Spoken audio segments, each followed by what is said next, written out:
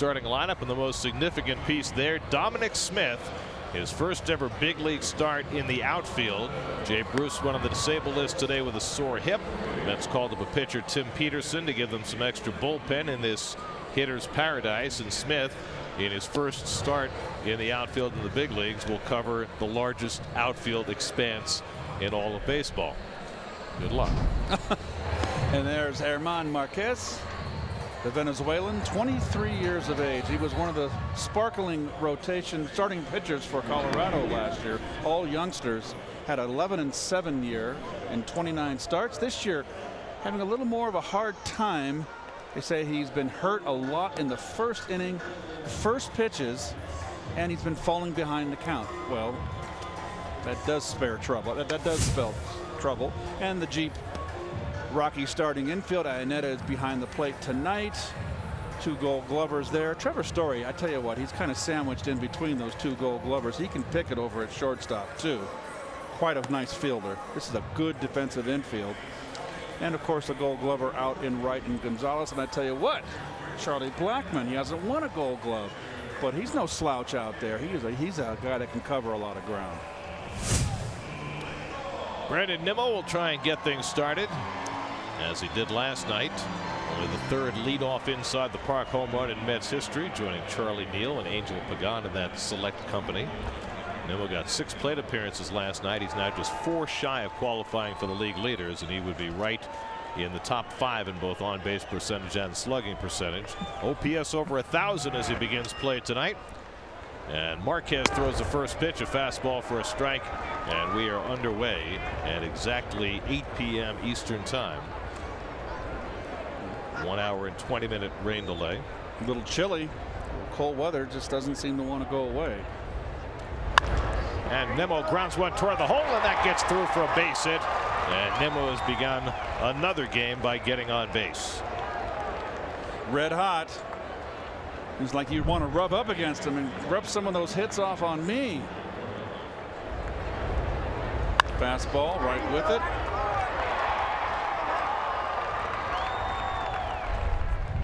So back home in the Mountain West, Nimmo 5 for 7 to start this series. And the Mets have the first man on for Asdrubal Cabrera, who went 2 for 6 last night. And after a long cold stretch these last 3 days, Cabrera's bat has picked up 5 hits and 11 at bats.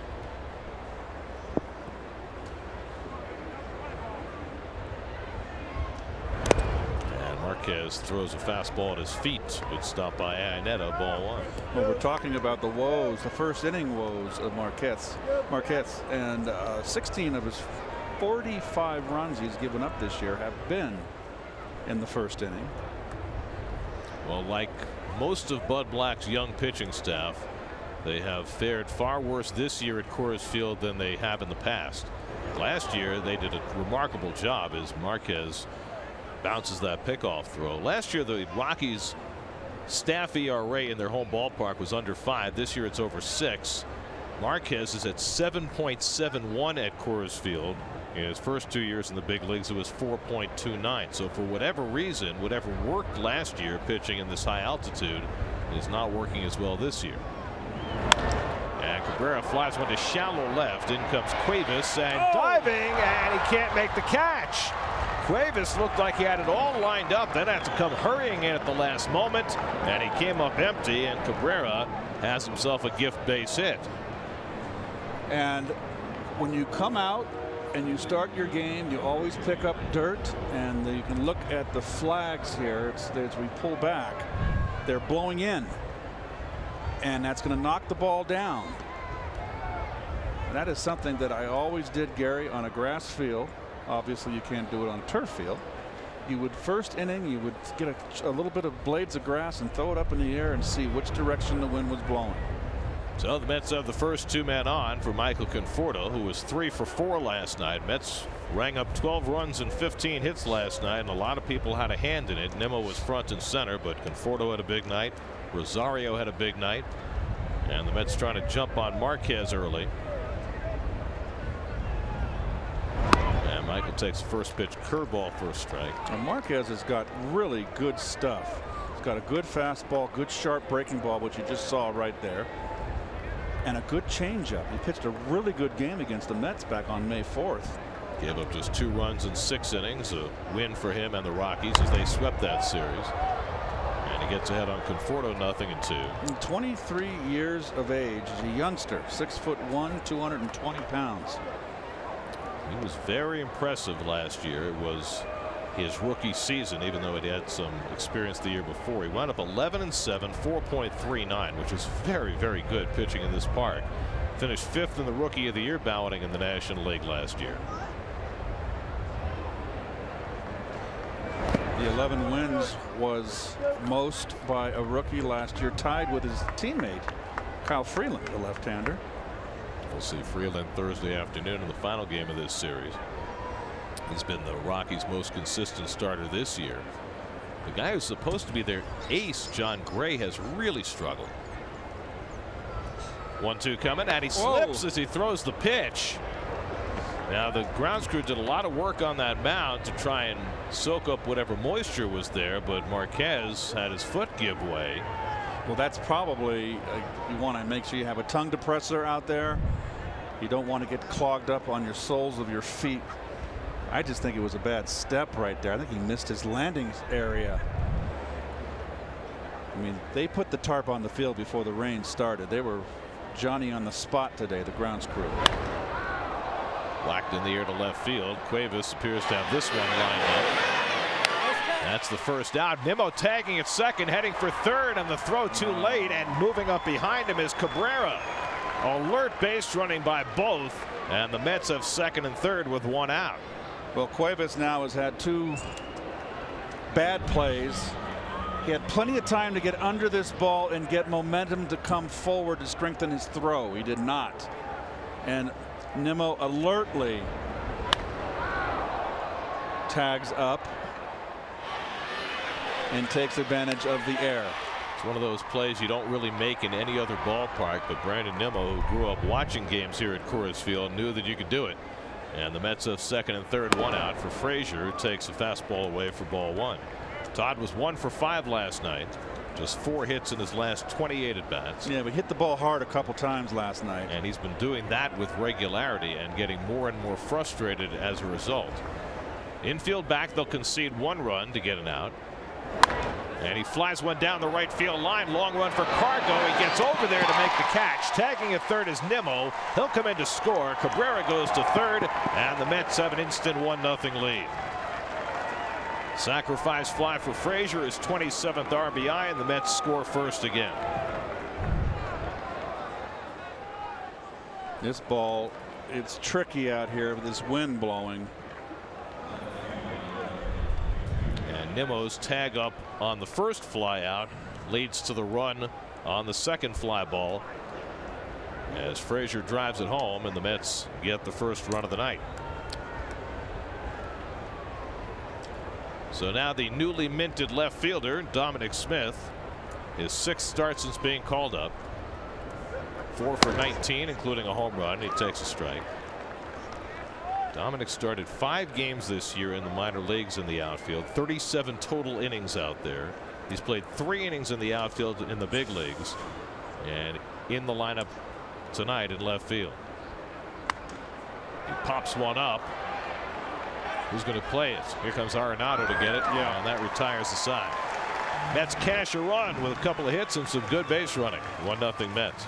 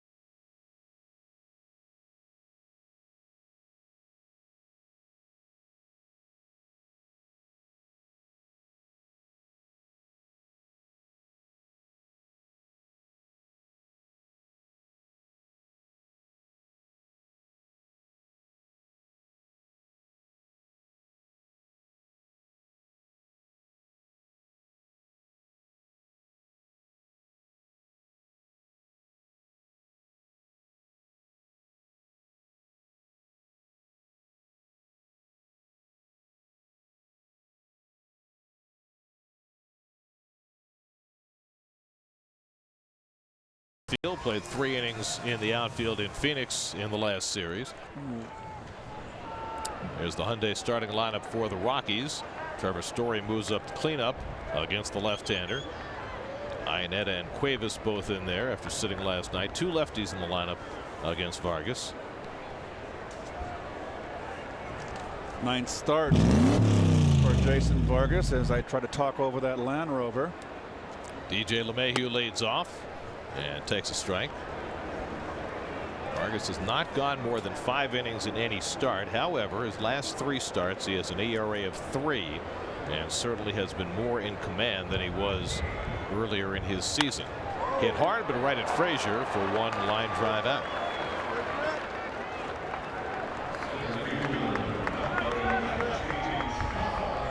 And your Metropolitan Lexus defense. Polecki gets a start. He has not been in the lineup in a while. Flores is going to get a lot more playing time at first base, that's for sure. Nimmo, Conforto, Dominic, well, we've mentioned that, so that's take a look at him at left field. See how he handles it out there. Well, the Mets only have 3 quote-unquote outfielders on their roster now, with Bruce going on the DL and Cespedes still out. Here's Charlie Blackmon, and he takes a fastball for a strike. Blackmon doesn't give much away against lefties, hitting .296 against them. Is Dominic looking small in that 2.66 acres of fair territory at Coors Field, the most in baseball. Ooh, there's a nice looking changeup by Vargas that had Blackmon badly fooled, and it's 0-2. So with only 3 outfielders on the roster, Bautista sitting tonight. That moves Smith out there. Out in front. And I'll tell you what, as long as Bruce is out, you may see a lot of Dominic Smith in left field if he can handle it okay. I'm fine with that. I mean, let these young guys play.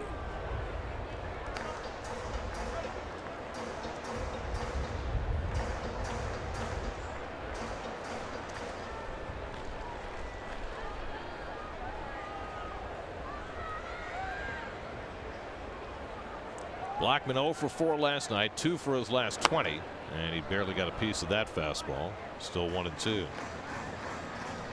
The Rockies have lost 8 straight games at Coors Field. It's the first time since they opened this place in 1995 that the Rockies have lost 8 straight home games. They did have a 9-game home losing streak their first season when they played at Mile High Stadium in '93.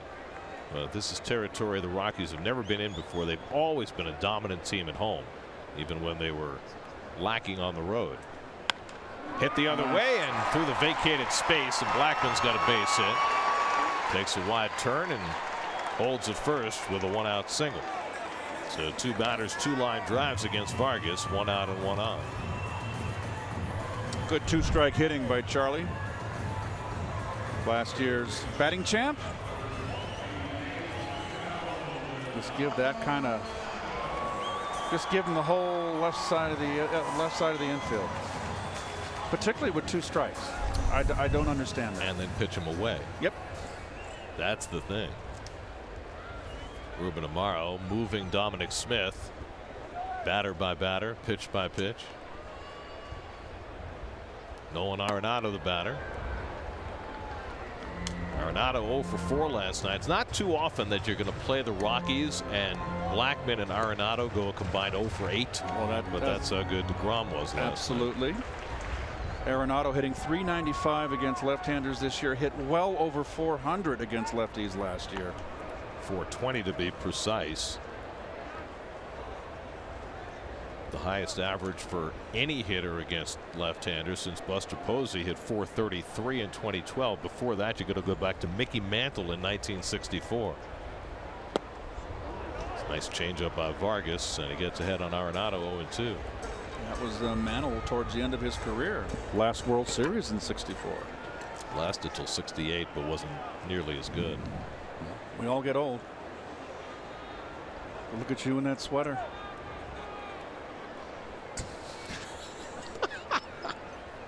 You look like Fred McMurray. Difficult chance for Smith. He'll have to go over and play it on a hop. Blackmon goes to third, and heading for second, Arenado. The relay by Rosario, and he gets there safely. Just a little hesitation on Rosario's part.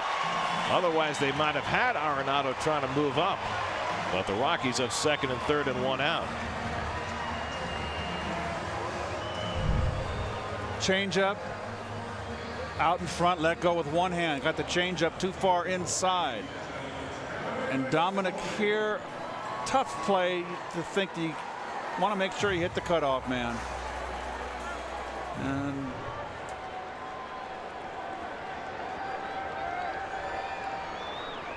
I mean, you got to think you haven't got a chance to throw the runner out at third base, particularly Blackman running. Now so throw to second, but you've got young Smith out there that is not an outfielder. Well, he did well just cutting the ball off. Yes, absolutely. I'll take that. Here's Story, and he pops one up on the right side. Nimmo didn't see it. Nimmo can't find it, and the ball lands. Blackman comes in to score to tie the game. Oh boy. That ball went up in the air. It was a routine fly ball, and Brandon Nimmo just did not see it. Against the lights and the twilight, and it lands nestled into the grass. A base hit for Story to drive in a run. He never saw it. Never. Manfred came sprinting over, but there was nothing he could do. Well, Blackman's going to tag. Baseball 101. The back runner is what I'm curious about. So you got to. Now here's Ian Desmond.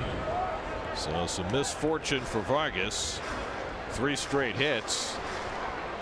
I mean, that ball was not hit very deep, and had Nimmo seen it and caught it, there's no guarantee that Blackman would have been able to score.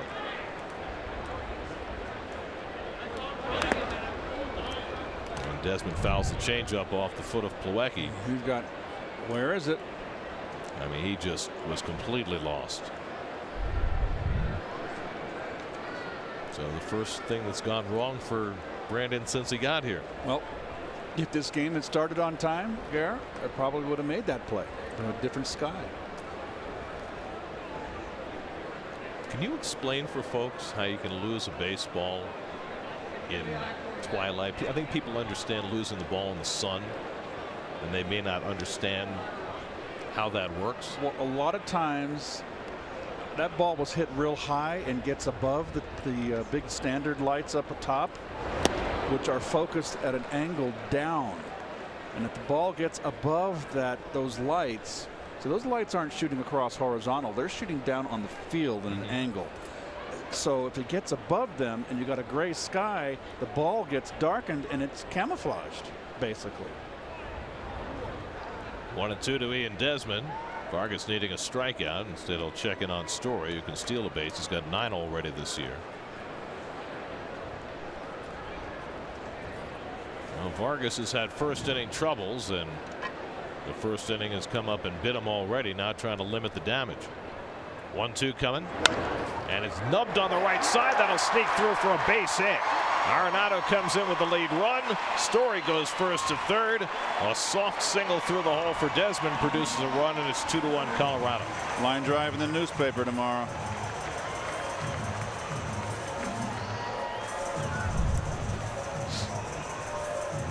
Well, that's smart hitting. Look at the right side of the infield, and he was inside outing all the way. He just kind of rolled it through there. Ball not hit hard enough. And Story can fly, folks. So 4 straight hits for the Rockies have produced 2 runs. And now Carlos Gonzalez sitting 6th in the order against the left-hander. Cargo went 1 for 4 last night. He's hitting .246 against lefties this year. Really, over the years, has really gotten a very long swing. You know, Keith, you see that base hit by Desmond, and we come up against situations like this all the time where huge holes are presented to hitters in RBI situations, and you wonder why more hitters are not taking advantage of those. Because the home run is the bank. That's pulled down to first. Flores to second for 1. Rosario back to first in time for the 3-6-3 double play. Side retired. Nicely done by Wilmer, starting and finishing the double play. Well, Wilmer made a couple nice plays last night, and here he goes again, off to a good start. And to get it right over Desmond to get it on target, did it perfectly. And the Rockies get 2, but no more. 2-1 after 1.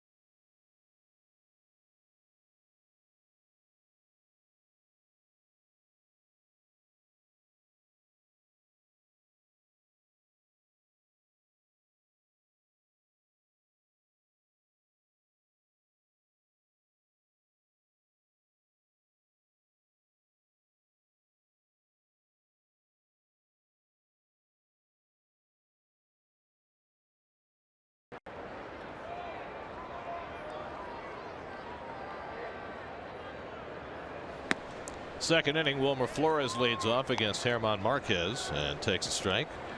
Wilmer made a nice defensive play to end the first inning, starts the second after homering last night. And slider off the plate, a ball and a strike. Wilmer 3 for 10 with a home run since coming off the disabled list. Kevin Plawecki, Jason Vargas to follow in the second. Oh. The rain that went through really dropped the temperature. It's 57 degrees right now on the 19th of June. Of course, Denver weather is infinitely changeable. It could be 95 one day and snowing the next. Yes, it can. We've been through our snowy days here. Yes, we have. And there's no guarantee it's not going to snow in June. I think we're safe, but you never know. They had tornadoes in the area today.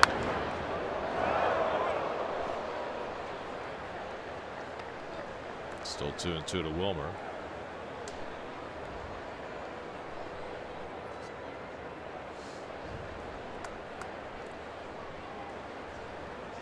And it's up and away in a full count. That's got a run in the first inning. Base hits by Nimmo and Cabrera. They advanced on a fly ball, and Nimmo scored on Frazier's sac fly. And Flores fouls off a fastball to keep the at bat alive.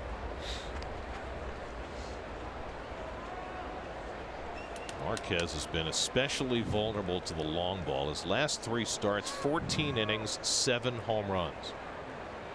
And Wilmer lines one into right center for a base hit. Blackman cuts it off deep. Wilmer's going to try for 2. And he arrives safely with a leadoff double. Good at bat for Wilmer, his 10th double of the year. Be nice to get Wilmer going here. He's missed a lot of time. And that's good 2-strike hitting using the opposite gap. It's really the one thing that's characterized Wilmer's season is improved hitting against right-handed pitching. Looks like he ran a little faster there. He's improved on his speed a little bit.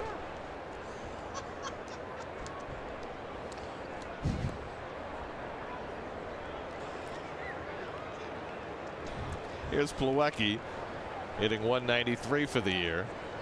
Flores at second and nobody out. And Marquez misses low with the fastball. Marquez has a great arm. He does. He's very raw. Plawecki only 57 at bats this year, not getting a lot of playing time. Kind of hard to get untracked. He's pretty much splitting the playing time with Mesoraco right now. Devin hit a home run last night. By the way, happy birthday wishes to both Devin Mesoraco and Jacob deGrom. They both are 30 years old today.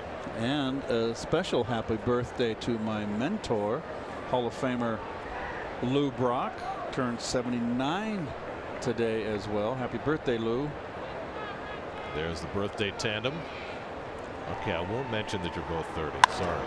Toward the middle of the diamond, that'll go through for a base hit. Wilmer around third. He'll be waved home, and that ties up the ball game. Kevin Plawecki with a ground single through the middle, just his third run batted into the season, and it's 2-2. And it would appear to be one of those Coors Field nights.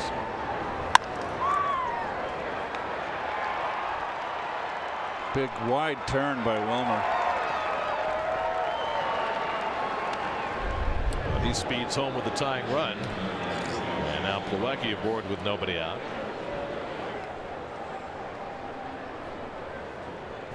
And now Jason Vargas, and let's see what Mickey Callaway does with him. Vargas, pretty good hitting pitcher. You don't like to bunt very much in this ballpark, but he is squaring, takes the fastball high. Vargas, a lifetime .240 hitter. He has one hit, no sacrifice bunts so far this year. Got a bunt here. Got to get him over. And he gets the bunt down. Desmond will go to first with it. 3-4 on the sacrifice, and Plawecki's at second with one out. Time for the Verizon trivia question. 4 players won both a Silver Slugger and a Gold Glove in 2017. I think we got a couple of them in the ballpark, don't we? I would think. There's one hint. The obvious. That's the easy one. So here's Rosario, who had a big night last night. 3 for 5, 2 doubles, 2 RBIs. And he takes on the corner for a strike. But up to 246 for the year. Raised his average 9 points last night. Back to the 9 hole the last couple of nights, where he seems to be the most comfortable. For most of this road trip, Mickey's had the pitcher hitting 9th, trying to get as many hitters together to try and generate some offense. But the Mets have found some offense now. 22 runs in the last 3 games before tonight. There's a nasty slider by Marquez to strike out Rosario for the second out. First strikeout for Marquez. Very nasty.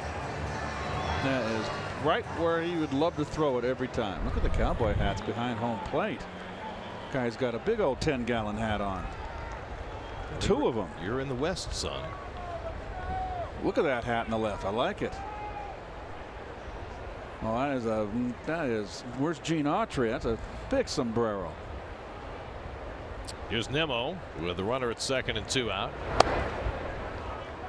Brandon grounded a single through the right side and scored the first Med run. This is one of those Coors Field nights when you would assume that no number of runs is enough. That's grounded foul. Last night the Mets had hits in every inning. In fact, they had the leadoff man on in 7 different innings. 7 different innings they led off with a hit, and they've led off each of the first 2 innings in this game with a hit, which is a surefire formula for success.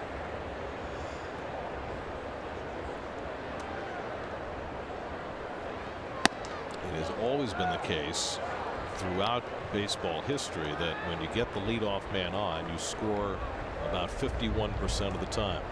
When you don't, you score about 15% of the time. Stark. Telling. That's why pitchers always say first strike, first out. Oh, fooled him there with that breaking ball. That was one of those I think it's a strike. I don't want to swing. And it's too late. That is a wicked breaking ball. Don't see Nimmo go out of the strike zone very often.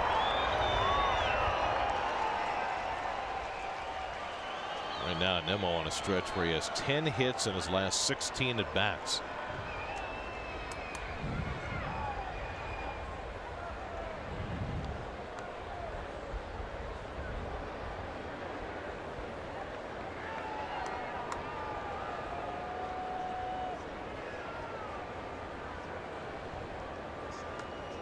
Two for Marquez, and a fastball up and away. 98 miles an hour, full count. Playing Nimmo to pull. Story, the shortstop, up the middle.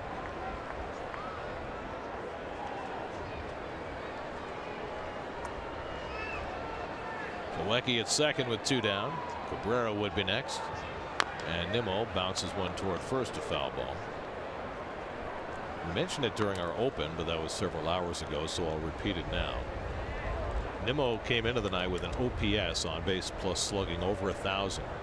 Last time a Met was at over 1,000 60 games into a season, David Wright in 2012. David finished that year at 883.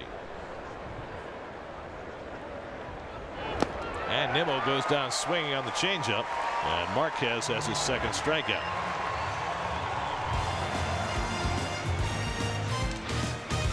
Well, he chased again, Gare.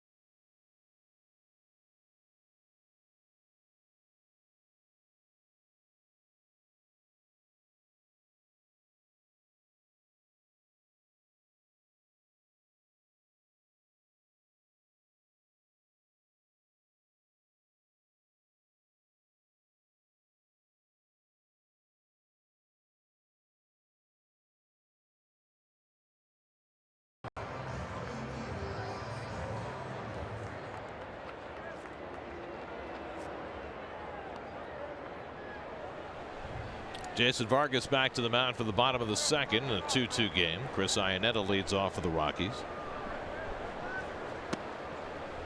Iannetta now in his second tour of duty with Colorado. He was a Rocky from 2006 through 2011. He was in Arizona last year and had a really good season at .254 with 17 home runs. But he's lost a lot of playing time recently to the rookie Tom Murphy, who started last night. Iannetta now 35 years old.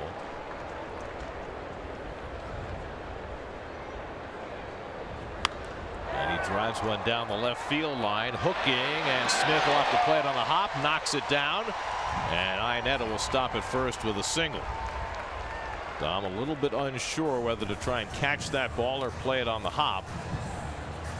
Kind of got caught in between, but he was still managed to keep Iannetta at first base. I'm a little bit surprised that they put Dom in left field. I know you want the stronger arm in right field, but you've got an off-speed pitcher in Vargas, and you've got a lineup that's loaded with right-hand hitters, and they're more apt to pull the off-speed pitch. Well, there have been 7 batters, 3 hits to left field already. Here's Noel Cuevas, the number 8 hitter, bunting it foul with Frazier playing back. Strike 1. Let's go to Steve Gelbs' report tonight is brought to you by Volkswagen. Steve. Gary, not only is Dominic Smith starting his first major league game in left field tonight, he's doing so without a fully broken in mitt. Remember, this is a relatively new experiment for him, so he only had the mitt shipped to him about a month ago when he started playing the outfield. In the minor leagues, he was using Matt Dendecker's glove in the outfield and had one of the pitchers, Kyle Regnault, trying to break in that glove by playing catch every day and shagging fly balls. Dom Smith says that the glove is okay, it's usable, but certainly not where you want it to be. Well, I'll tell you what, Steve, if you got a glove that's not broken in, that is not good, because that ball can tend to pop out of your glove when it's not broken in. There's the glove right there, because the ball, when you break in your glove, it closes on the ball when you make the catch. So Dom, it is just imperative that he uses every catch, he uses 2 hands. Cuevas pops one up, and Wilmer comes over to get it. 1 out. Well, before today, Dominic Smith had played a total of 40 innings in the outfield in his professional career. 37 innings in the minor leagues in his 5 starts down there, and the 3 innings he played in Arizona the other day. And I'll tell you what, if you're going to put a guy with less than a handful of games in the outfield, this is the last place in the world you want to do it. Oh, my goodness. And then you throw him out there with a glove that's not broken in. Pitcher Marquez bats with 1 out and 1 on. Marquez, a pretty good hitter, 6 hits this year, 261 average. And he takes a long look down at Stu Cole, the third base coach, to see if the bunt is still on. Got NYN, a very slow runner at first base, so it takes a pretty good bunt to move him up. Gets the bunt down. Vargas going to look at second, and he gets the out there. Relay to first, goes by, and it went into the dugout, and Marquez will get second base. Well, it has the effect of the sacrifice. They get the force at second, but then the relay by Rosario goes by and goes out of play. Good play by Vargas. Vargas has shown me he's very aggressive off the mound in the bunts. No hesitation. Just a bad throw to first base. That'll be an E6. So 1-6 on the fielder's choice. Error on Rosario, moving Marquez up to second. And now DJ LeMahieu with a runner in scoring position and 2 out.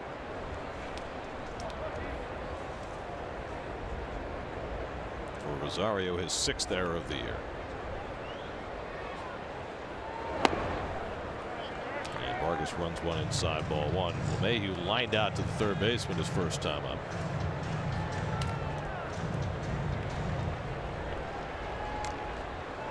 Straight up. Spread out, but boy, I would play him predominantly to right.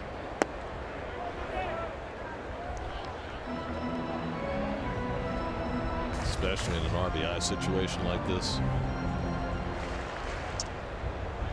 Yeah, you can forget about the runner on second base. It's a pitcher. There's 2 outs. No need to hold them on. Play deep. I don't think Vargas has to worry about him. He's going to go nowhere. I mean, I just don't understand shading Cabrera that close to the bag against LeMahieu, who is so apt to try and shoot it through that right side. I like the where Wilmer's playing. Popped up on the left side. Rosario calling all the way, and that retires the side. So Vargas able to get around a hit and an error in that second inning. We go to the third, tied at 2.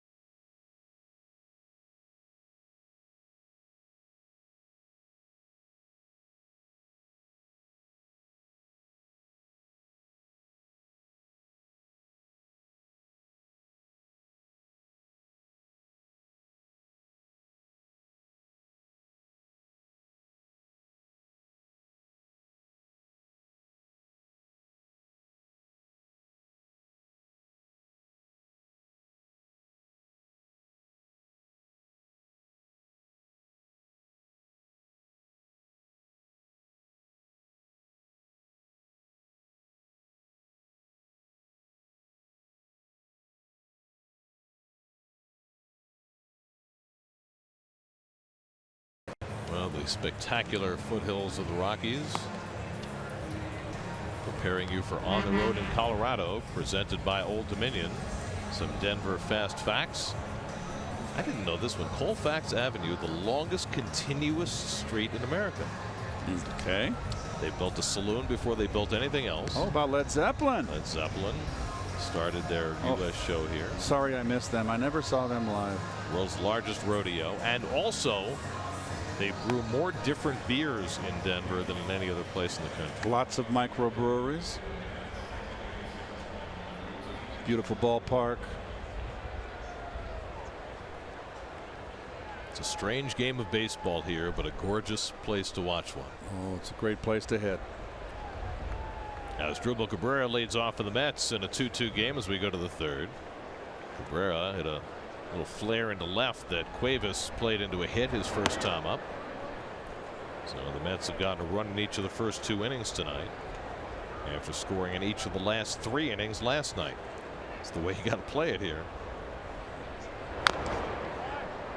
Took a little off the changeup right there. Marquez. 23-year-old Germán Marquez in his second full big league season. Another changeup. Interesting. Third pitch. He's been struggling with command. Michael Conforto on deck, then Todd Frazier in the third. And Cabrera lifts one foul. Another change. Going to get in trouble with that if he's not careful. It's a pitch that he started working on this spring. Pitch he really didn't have before this year. Throws the fastball, and Cabrera pops it up. I lost it. Story waiting for it. So you and Nimmo have something in common. Well, Coors Field with the most expansive outfield in the majors.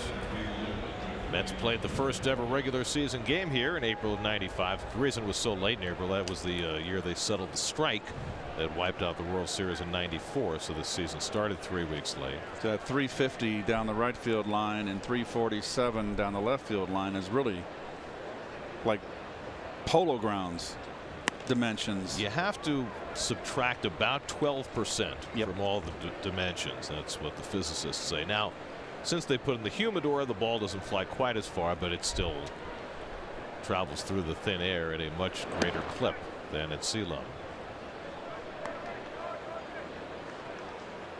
But of course, that's why the outfield is so large, because it has to be, otherwise it would be a joke. It'd be pop fly home runs galore. Be like the right field line, right field in Yankee Stadium. Or those lines at the Polo Grounds, those 257s. Mel Ott. Or the left field at the Coliseum in L.A. Yes. Wally Moon used to hit the pop flies over the screen, 250-foot moonshot home runs. Full counts of Conforto with Frazier on deck. Conforto showing a good eye up there. That's the breaking ball that Nimmo chased twice in a row. Line right center, base hit for Conforto. Blackman over to cut it off. Conforto takes a wide turn, but he'll hold with a 1-out single. Oh, that's a high pitch that he got on top of, and that is what I like to see. Got a beautiful swing. His bat has just been lagging a little bit.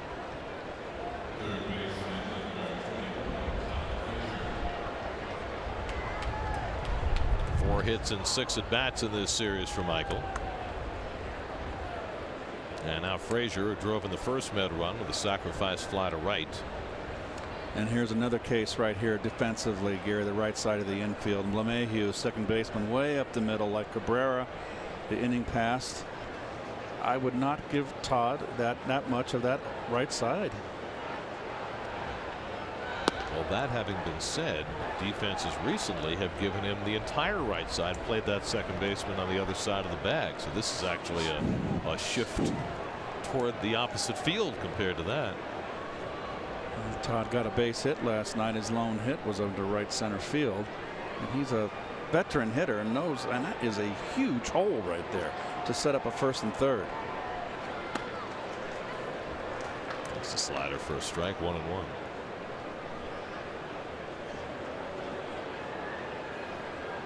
I mean, the middle infielders have double play depth, but you do not give up the right side of the infield like that. So that this is the charts. They're playing him to pull.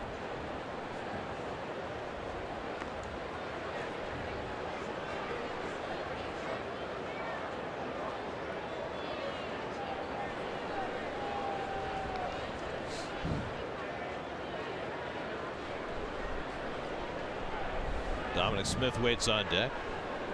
Been 4-2 at first and 1 out. And Frazier hits a double play ball. Story with the flip. The turn by LeMahieu. 6-4-3 double play. Side retired. Middle of the third, tied at 2.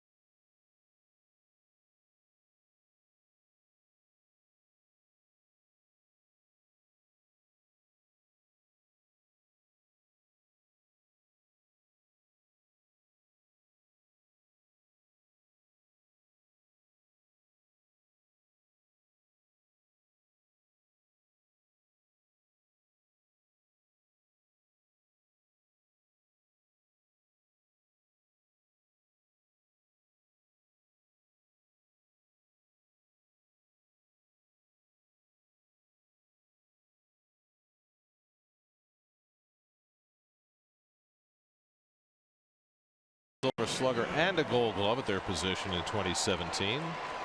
Nolan Arenado was one. The other three, Goldschmidt, Hosmer, and Ozuna. Charlie Blackmon leads off as we go to the bottom of the third.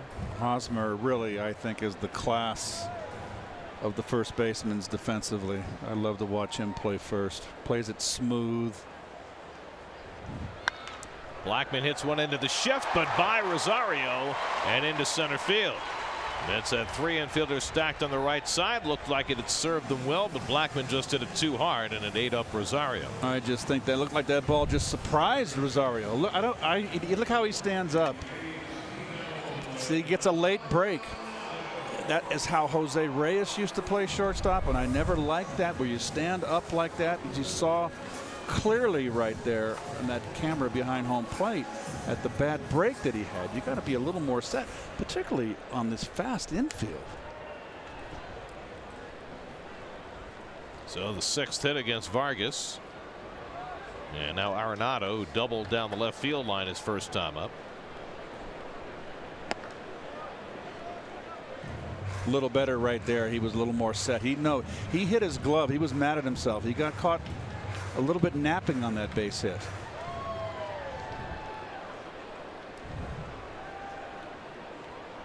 Can't happen.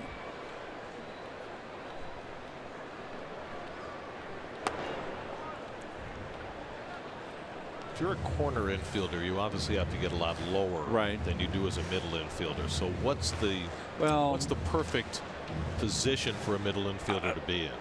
Bud Harrelson used to get down in a squat. Larry Boa certainly did.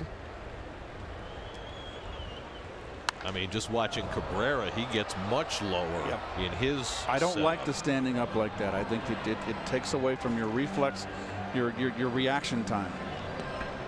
But as you note, Jose Reyes has always been one of those upright guys at shortstop. And that's great when you're young. You can get away with a lot of things. When you get older, that ball's going to get by you. Watch Cabrera's setup here, how much lower he gets.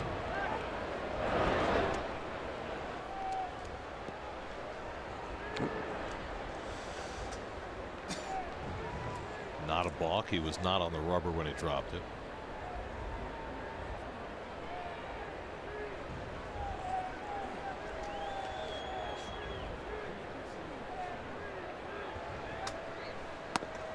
And Arenado gets tied up, and he went around on the half swing, and it's 2-2.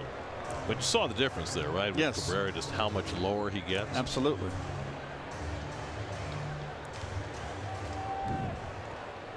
It's all a matter of being able to explode in any particular direction.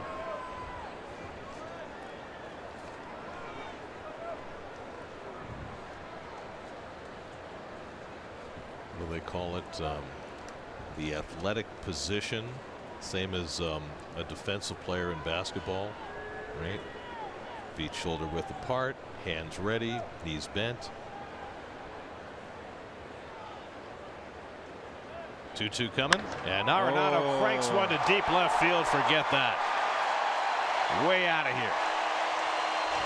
Number 14 for Arenado, a 2-run shot, and the Rockies go back in front 4-2.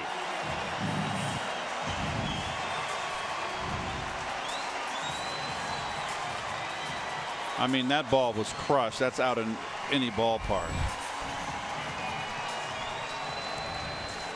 That's the Rockies' first home run in this series, and it was well struck. Tried to get a fastball in and not down and in, and Arenado up to the task.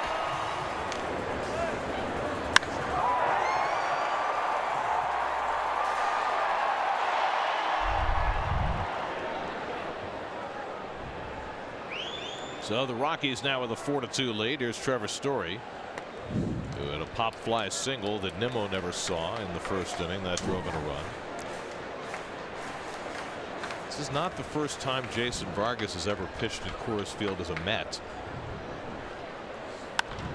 Story gets a hold of one to deep left, and Smith will watch this one go. Back-to-back home runs for Arenado and Story, and it's 5-2. Number 16 for Trevor Story, his National League leading 55th run batted in. Making his 56th, the second of the night.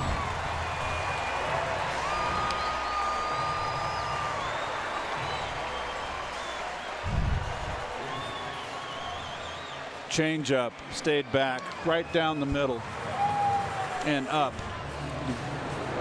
Change up passed against the right-hand hitter. It has to be down and away.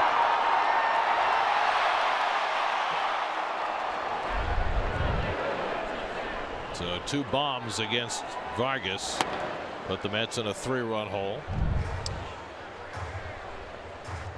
Hands back, let go with one hand. So the ball, if you get it down and away, then you get it towards the end of the bat. If you get it middle in, boy, it's right to the fat of the bat.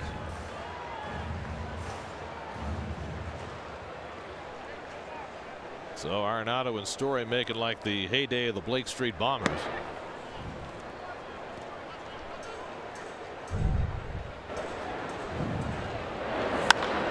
Vargas hoping for something different. No, he knew that. Same story. In this ballpark, it's gone. Stroked out to right. Back goes Nimmo. Will have to play it off the wall. And it's out of here. 3 in a row. Ian Desmond goes the other way. His 15th home run. Back to back to back for the Rockies, and it's 6-2.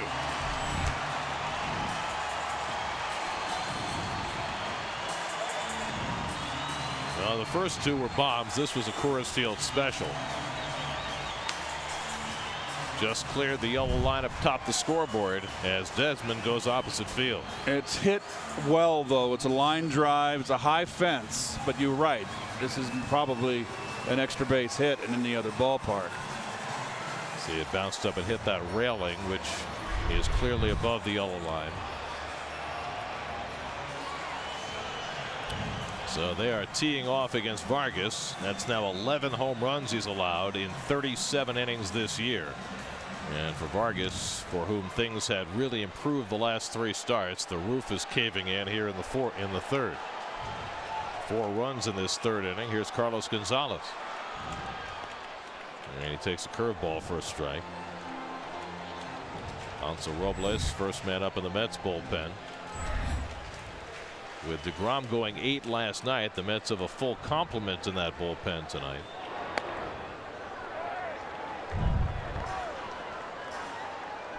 Yep, plenty.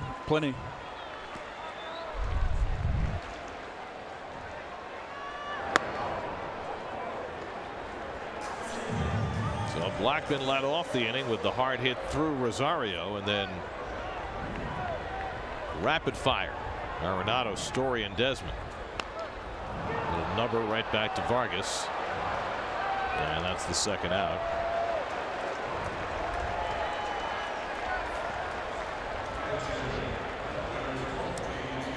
Well, Bud Black's team trying to snap an 8-game home losing streak.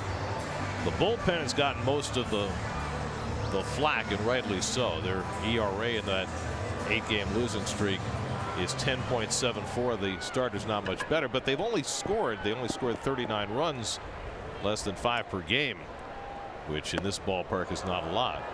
And tonight they put up 6 in the first 3 innings. I mean, their splits home and away are in reverse this year. 11 and 20 at home. Well, to me, the remarkable thing about their home road splits is how few home runs they've hit at home. 50 home runs on the road, and before tonight only 35 at home, which you wouldn't figure at all. But they've hit 3 in rather quick fashion now. 8th time in franchise history they've hit back-to-back-to-back home runs. Last time was in 2010.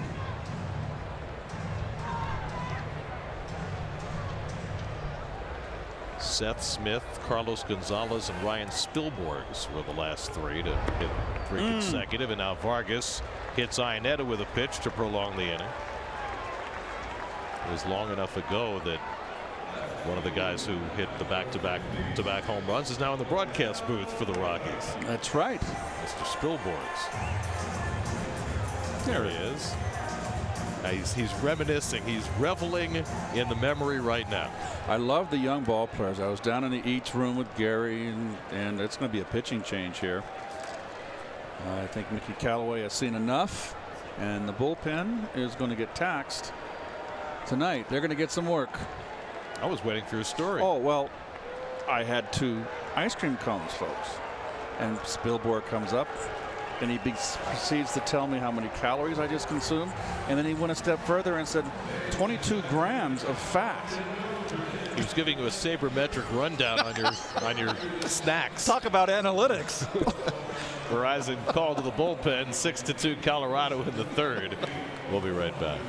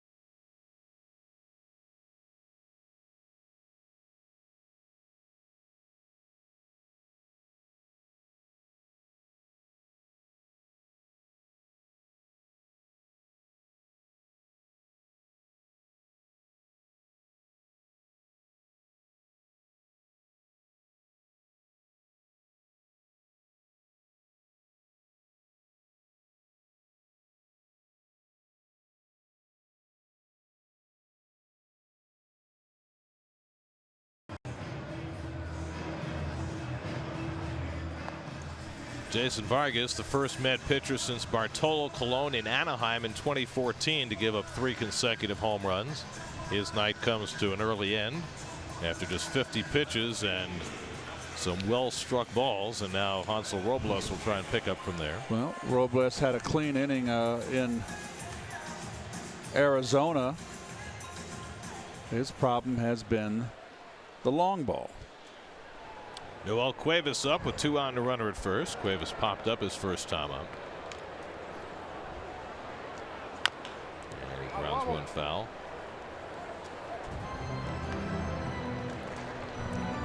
I was going to say before all the carnage began, you know, the last time that Vargas pitched at Coors Field as a Met, it was his last outing as a Met in his first go-round. He got strafed in that game, much as he got cuffed around today. Nope. This was his 4th start here at Coors Field. He came in with a 1-2 record and an ERA of 11.40. Now it's Coors Field. It's going to go up. It is.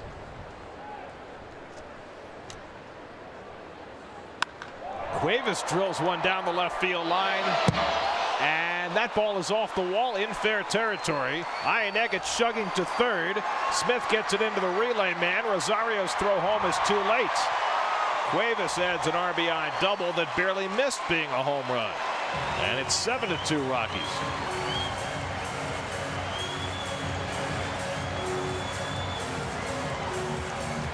Boy, that was a laser beam. Are they going to challenge? I think Callaway's saying he thinks it was foul.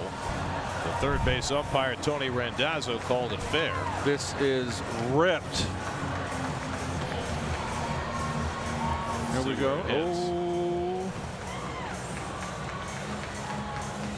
that hit right on the line. Yeah, it appeared. Yeah, it looks fair to me. That makes it a fair ball. Come on, guys. This is a reviewable call if they want to go to New York for help. And they are going to initiate a crew chief review. But this certainly appeared from here to be the proper call. It hit on the yellow line, which makes it a fair ball. Why does it have to be a crew chief call? Stand by your decision. Let the manager challenge. I don't understand that, Gare. Well, because the umpires in this case huddle up to see if anybody had a better view. And if the home plate umpire Bill Welke had said, I saw it fair or I saw it foul, then that's different. But here there was enough indecision that they'll leave it to New York. But as here it is. Now it's the right call. Yep. But my feeling is, Gary, it is a challengeable play. Let the manager challenge. I'll stand by your decision. I'll say this: the border calls, the boundary calls, and they do confirm the call. The boundary calls tend to be crew chief reviews. Certainly on home run, not home run, those are automatically, and I think this comes in that same category.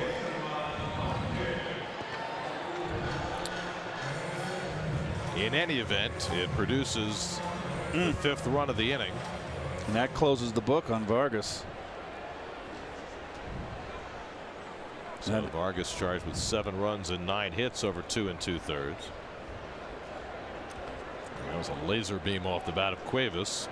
Now Robles gets to face the pitcher Marquez. Well, it is the case, and it remains the case at 7-2, that there is no lead safe in this ballpark. But you also can't afford to be giving up 5 and 6 run innings. That's lined the other way, and Marquez has a base hit, and that'll bring in a run. Cuevas speeds home to score. Nimmo bobbles it. Marquez, though, will hold at first base with an RBI single, and that makes it 8-2. And the hits just keep on coming. 7th hit, 2nd RBI of the year for Marquez. Well, that's pretty good hitting right there by the young man.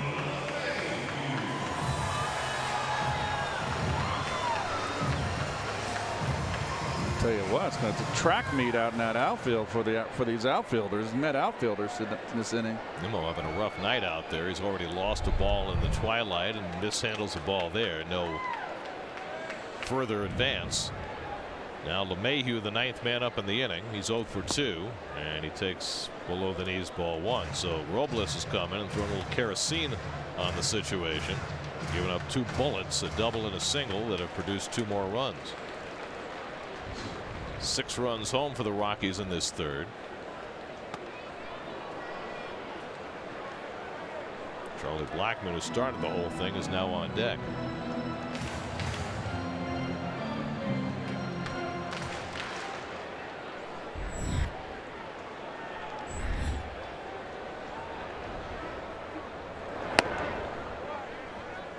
To LeMahieu. DJ LeMahieu, former National League batting champ. He won it in 2016. Charlie Blackmon won it last year. Carlos Gonzalez won a batting championship back in 2010. So they got 3 batting champions in the lineup. 3-1 now to LeMahieu. 2 years ago, 348. Last year, 316. This year he's been on the disabled list a couple of times, and his numbers are down. And there's ball 4. So Robles has come in, phase 3, still hasn't retired anybody. That's the first walk the Rockies have drawn in this game. And it puts 2 men aboard for Blackmon, who's already 2 for 2 and gets his 2nd plate appearance of the inning.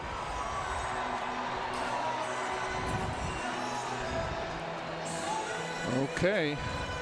Ruben Amaro positioning Smith with every batter in his first big league start in the outfield, and he's spent plenty of time out there. Marquez at second, LeMahieu at first.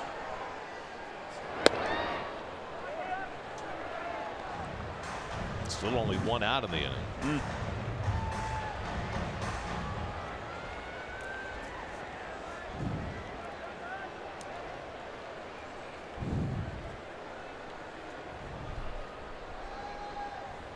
And Robles really struggling. Charlie Blackmon, the Georgia Tech product. Took him a few years to really settle in, but he has become one of the true stars in this league.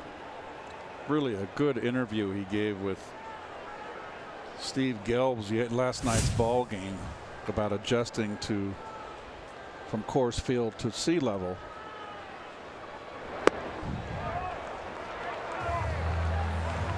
Boy, oh boy, oh boy. Well, he's in a great spot here, 3-0 with a couple of men on, and Arenado waiting on deck. I would give the take here. Too many bombers behind him, the big bats. Arenado, Story, Desmond. It's pretty big in his own right. He had 37 last year. I understand that. And he takes ball 4 to load him up for Arenado. So back-to-back walks issued by Robles. And now Arenado really with a chance to put the hammer down.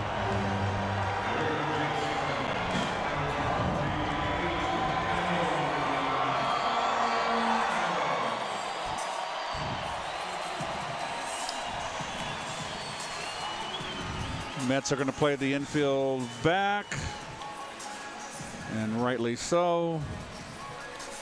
Got to get a double play here.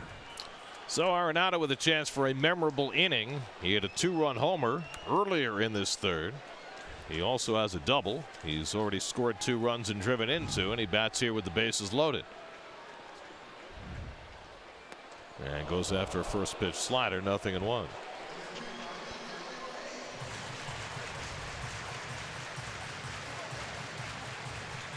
See his numbers with the bases loaded, 4 grand slams. Rockies have only hit 1 grand slam this season. That was Story. Marquez at third, LeMahieu at second, Blackmon at first, and Robles misses away. 1-1.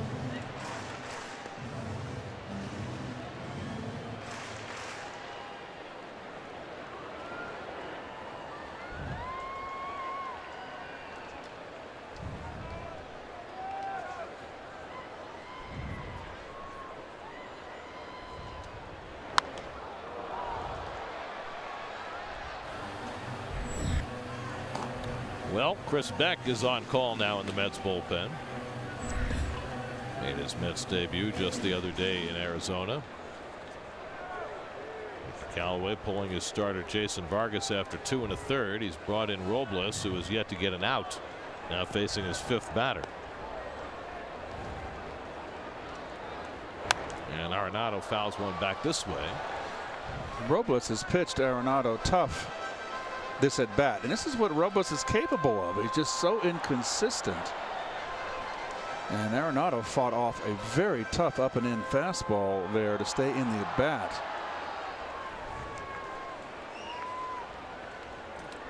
Believe it or not, this is already the Rockies' biggest inning at home this year.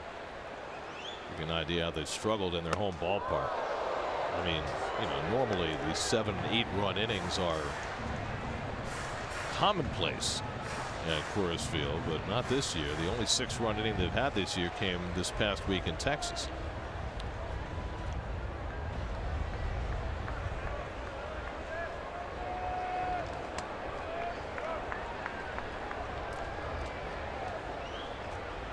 Two to Arenado, and he got him with a fastball away. Arenado chasing for the 2nd out. Tell you what, he overmatched Arenado in that at bat. Made all the pitches. He just blew this fastball right by him. So Robles finally records an out after giving up 2 hits and 2 walks. And now Story, who already has an RBI single and a home run tonight. The home run part of the back-to-back barrage for the Rockies earlier in this inning.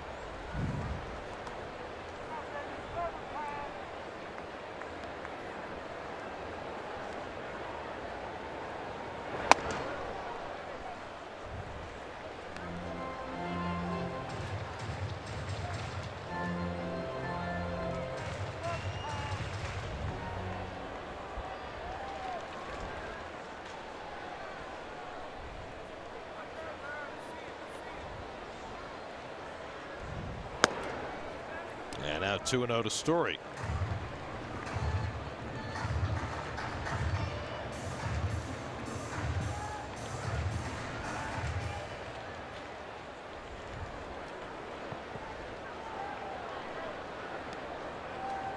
Twelfth man to bat in the inning. And Story pulls one down to 3rd. Frazier gets the force, and that retires the side. But a big inning for the Rockies, their biggest at home this year, as they put up a 6th spot against Vargas and Robles. 8-2 Colorado.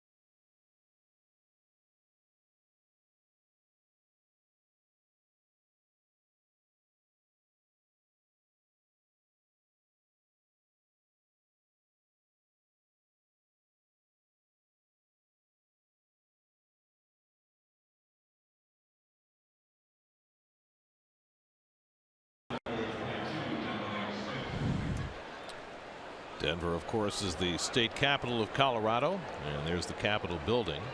where they tell me that the 13th step leading into the Capitol is exactly 1 mile high. What they didn't tell us is it painted purple?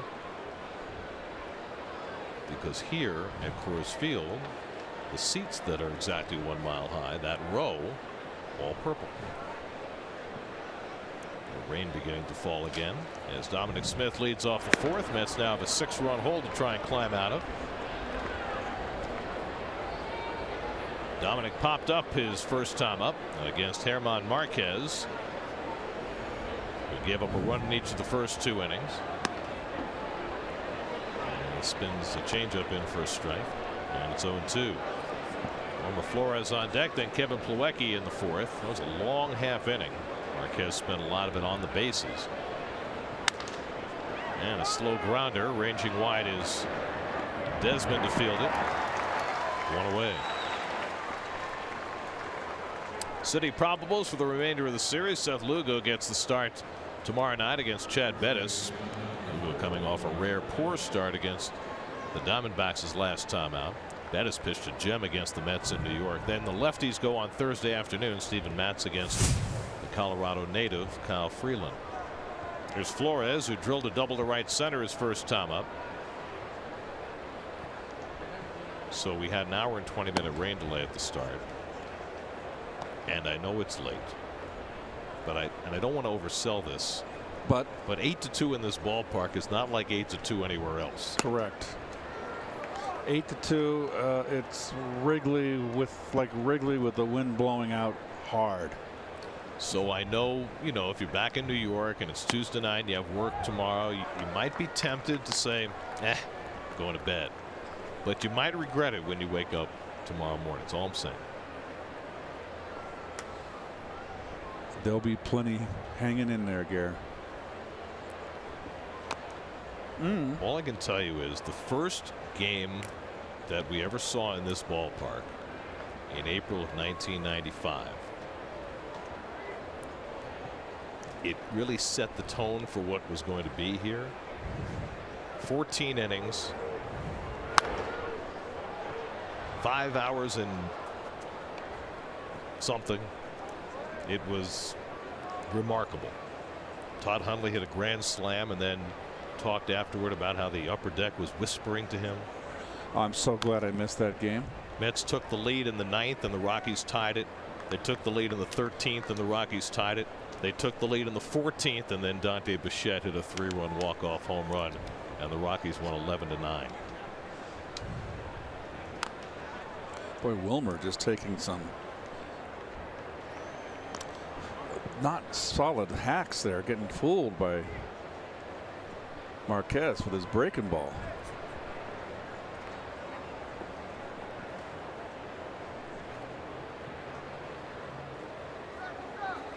And he gets fooled by that one as well. And Marquez has his 3rd strikeout. A fruitless at bat for Wilmer, and Marquez, after getting the big lead, has retired the first 2.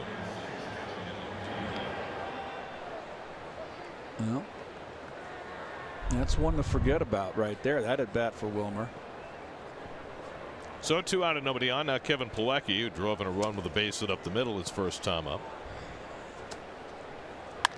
And he grounds this one to short right at Story. And Marquez has himself an easy inning after getting the lead. Let's go down 1-2-3. 8-2 Colorado.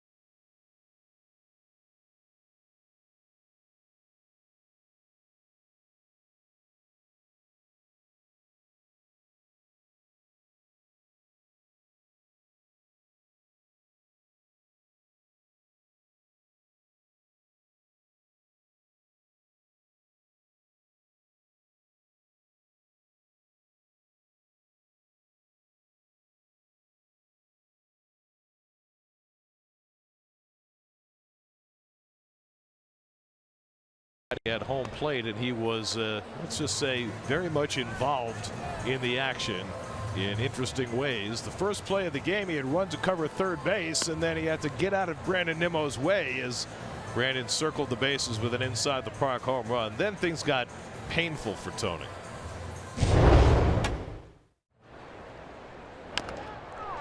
Feeds him another breaking ball. And that one caught the home plate umpire Tony Randazzo. Got him in the wrist or the hand.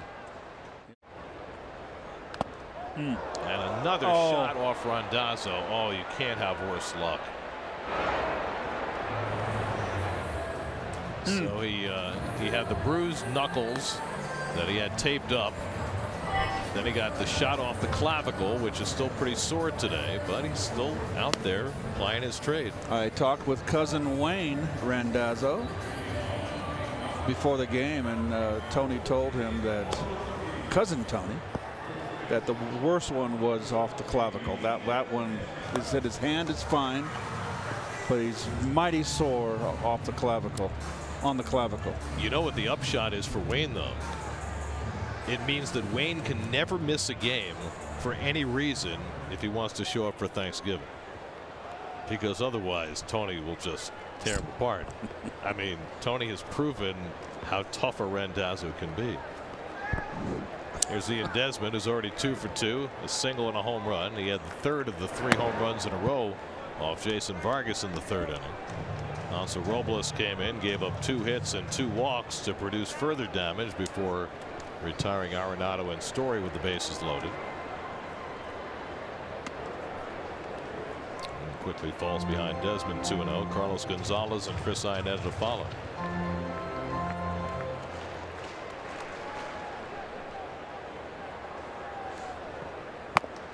Two of the 3 teams ahead of the Mets in the National League East have won tonight.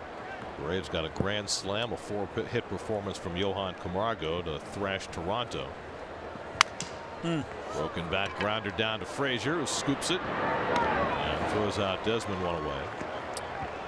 And the Nationals outscored the Orioles 9-7. Trey Turner 4 for 4 with a home run.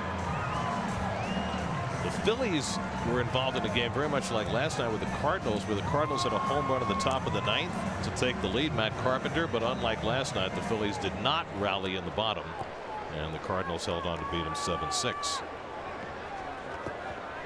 Just the 3rd loss in the last 9 games for the Phillies. Here's Gonzalez, who's 0 for 2 and takes a fastball away for ball 1. Well, the Mets are in danger of falling 11 back if they lose tonight. Atlanta continues to play well. They are a solid ball club. Fly ball deep left field. Smith going back to the wall. It's out of here. Carlos Gonzalez adds to the home run parade. His 7th home run of the year. The 4th home run of the night for the Rockies, and it's 9-2.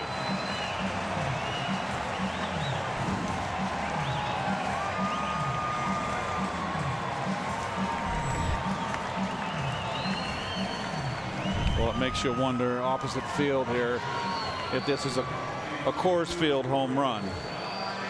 I mean, he strikes it well.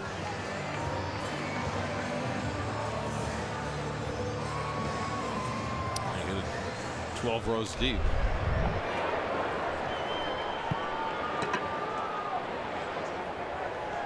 So Robles gives up a home run, and now Iannetta takes the pitch high. Chris Iannetta is singled and been hit by a pitch tonight. Home runs have been a big part of Robles's resume. That's the 7th that he's given up in 19 innings this year, which is why he has spent some time in the minor leagues this season. And not only that, but he keeps falling behind everybody since he's come in. Again behind 2-0 now on Iannetta.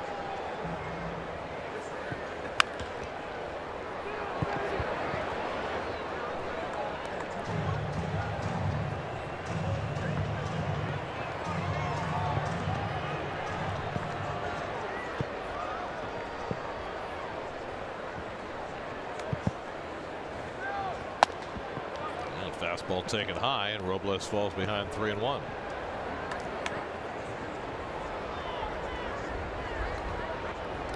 we had an hour and 20-minute rain delay at the start. We've got some more rain.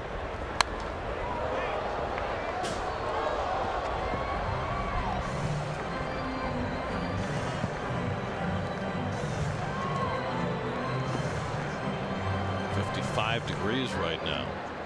I don't know about you, Keith, but I'm very happy that I brought my sweater. I'm glad you brought it too, and that jacket's hot too, let me tell you. It's ball 4. Third walk given up by Robles. Now the fans have the ponchos, which is necessary because they're out in the rain. We're in the dry, but it's cold in here. Don't you think that you look like maybe Walter Matthau and I can be Jack Lemmon? Like the Sunshine Boys? You know, I'm fully on board with that. I have no problem playing a grandpa on TV. And you actually are a grandpa, so I think it works out really well. And the grandkids are in the ballpark today. Is that right? Yeah, they are. Are they getting wet right now, or do you find them They're going to come up in the 5th inning to say hello. But I'm glad I brought this jacket. I don't care what Greg in the truck says. Very nice in that jacket. It's cool. It's very I think it's spiffy. Very Floridian windbreaker. It's my Eisenhower cut. Line sharply, short hop by Cabrera, and that should be 2. Rosario does the rest, and they double up Cuevas to end the inning. 4-6-3 on the double play. Rockies add a run on the Cargo home run and lead 9-2 after 4 in the rain.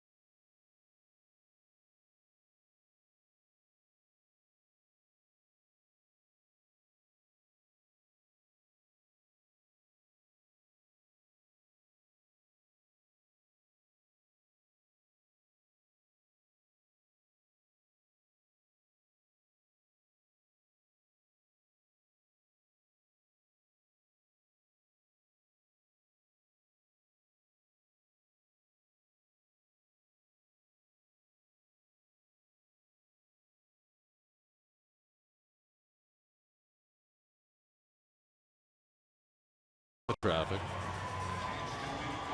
Certainly the balls have been moving quickly out of the ballpark off Rockies bats tonight. 4 home runs, and they lead at 9-2 as we go to the 5th. Still not an official game. Need to play 4.5 with the home team leading. So the Rockies need 3 more outs to make this one count for sure, with the rain falling. Luis Guillorme will lead off, pinch hitting for Hansel Robles, who worked an inning and 2/3 in relief and gave up a couple of runs. And Guillorme takes a strike. Guillorme has seen his playing time dry up since the return of Todd Frazier from the disabled list.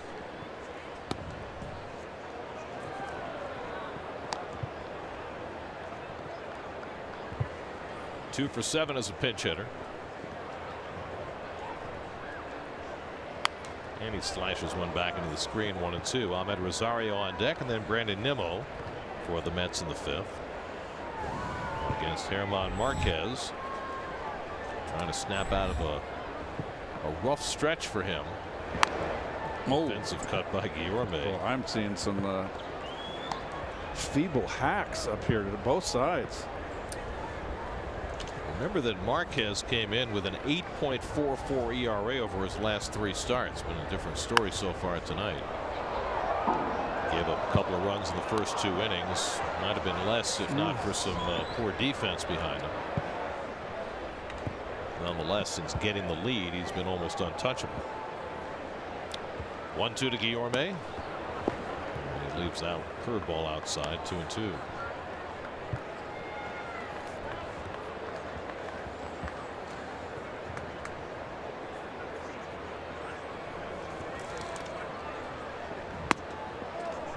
And he misses down, and a full count.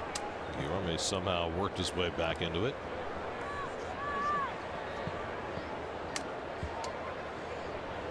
Three-two coming, and he slashes that one just foul. So Guillorme looking a little more settled as this at bat goes along.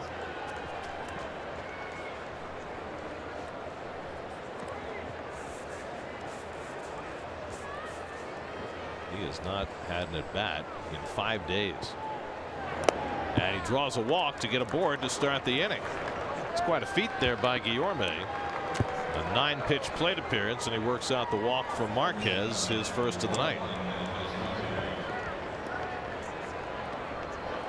And that gets Rosario up with a man on. Ahmed struck out his first time up tonight. Mets 2 runs and 5 hits. The Rockies 9 runs and 12 hits. We're in the 5th. And Marquez sails that one upstairs.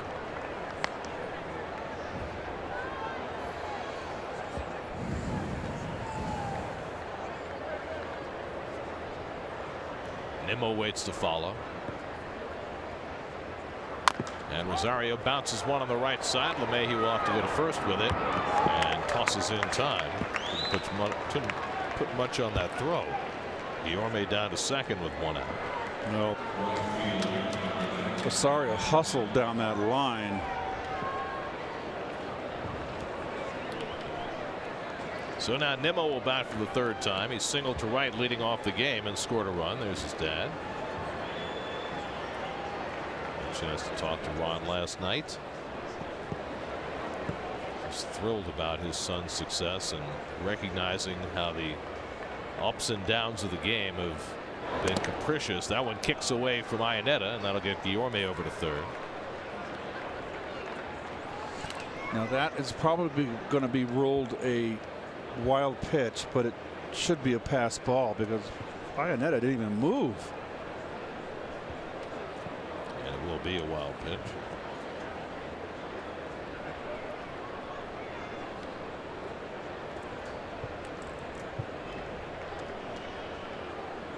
So a runner at 3rd with 1 out. So Nimmo's got 12 home runs this year. 18 for his career now. 18 home runs. You know where that ranks him on the list of players who have come from the state of Wyoming on the all-time home run list? He's now 4th. 4th. He only trails Mike Lansing, who had 84 home runs, Mike Devereaux at 105, and the one-time Met John Buck, who is the all-time Wyoming home run leader with 134. Call strike 3-1. I think he has a chance one of these days to be at the top of that list. Who's watching the cattle?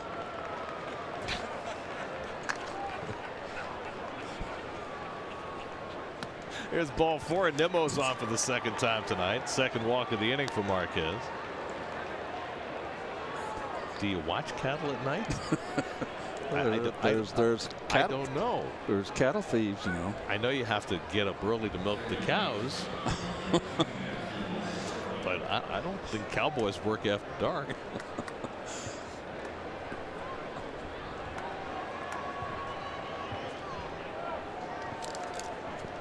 So 1st and 3rd and 1 out, and now Cabrera, who's 1 for 2, single to left, popped to short.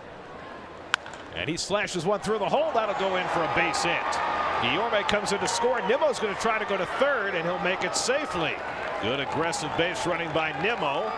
Cabrera with his 2nd hit of the night drives in a run, and it's now 9-3 Colorado. Another case of the shift, leaving the right side of the infield, left side of the infield wide open. This is a double play ball if you're playing it straight up.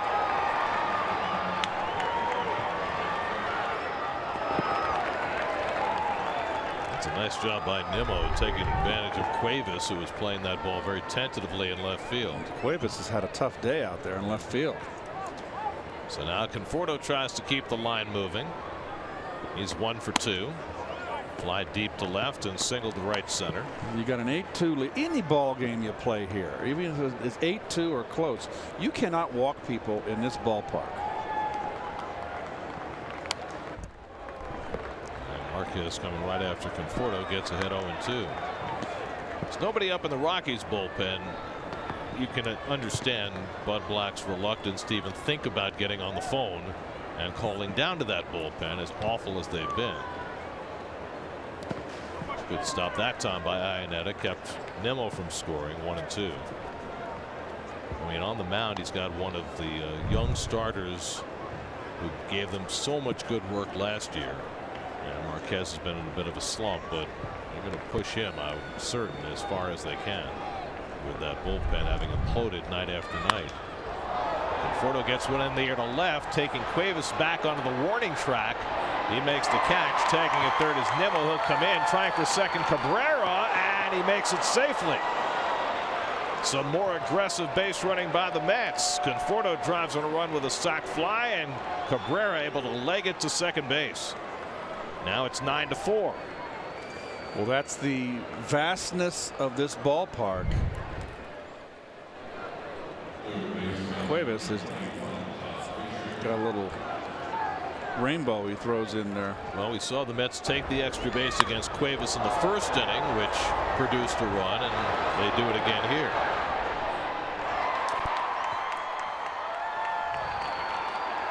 Even with Cabrera running on a bad wheel.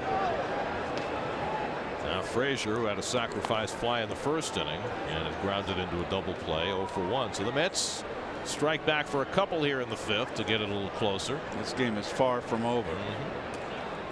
Told people not to go to bed.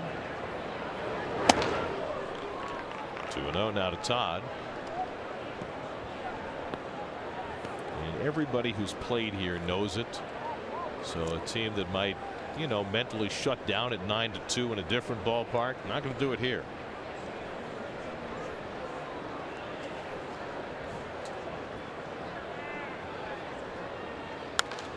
Frazier pops one back this way. Right in front of us. Get a foul ball in the booth here, given the proper angles.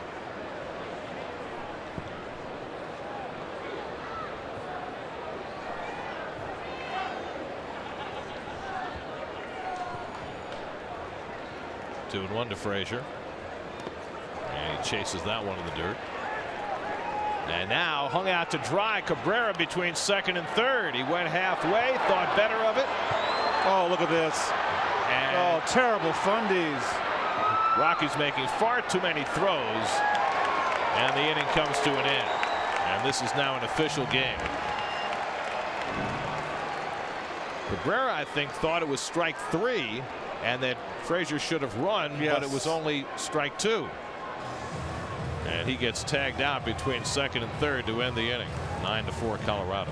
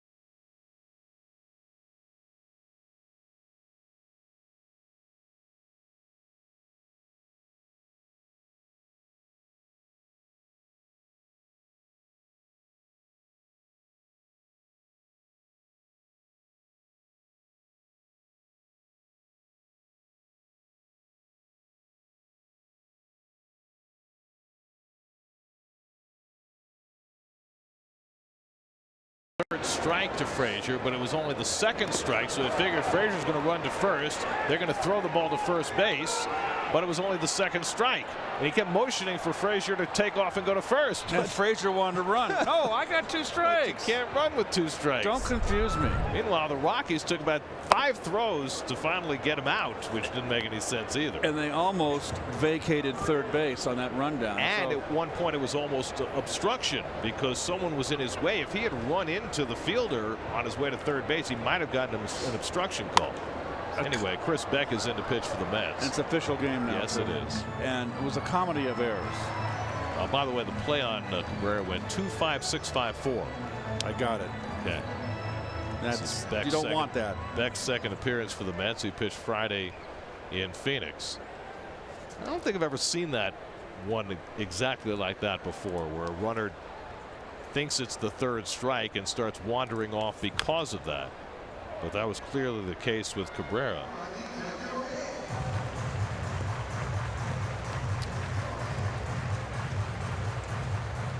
Well, the Astros 12-game winning streak just came to an end. Tampa Bay beat them 2-1 behind great pitching from Blake Snell.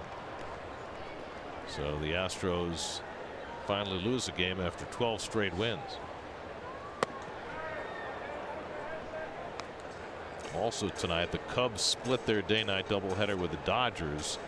They get an Albert Almora game-winning hit in the bottom of the 10th to win 2-1 after the Dodgers won this afternoon 4-3. Late heroics in that game too by Kyle Farmer with a 2-run double in the 9th. That's a long day of baseball. 2-2 to Marquez, who had an RBI hit in the midst of the Rockies' 6-run third. They added a run in the 4th on the Cargo home run. Mets got 2 back in the top of the 5th. And Beck throws the fastball and Marquez fouls it off. Chris Beck acquired from the White Sox.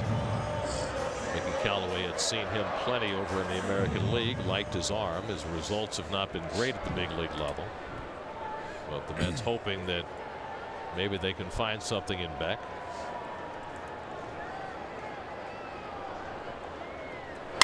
Marquez flies one to left center, perfectly placed between the outfielders, and he has his second hit of the night.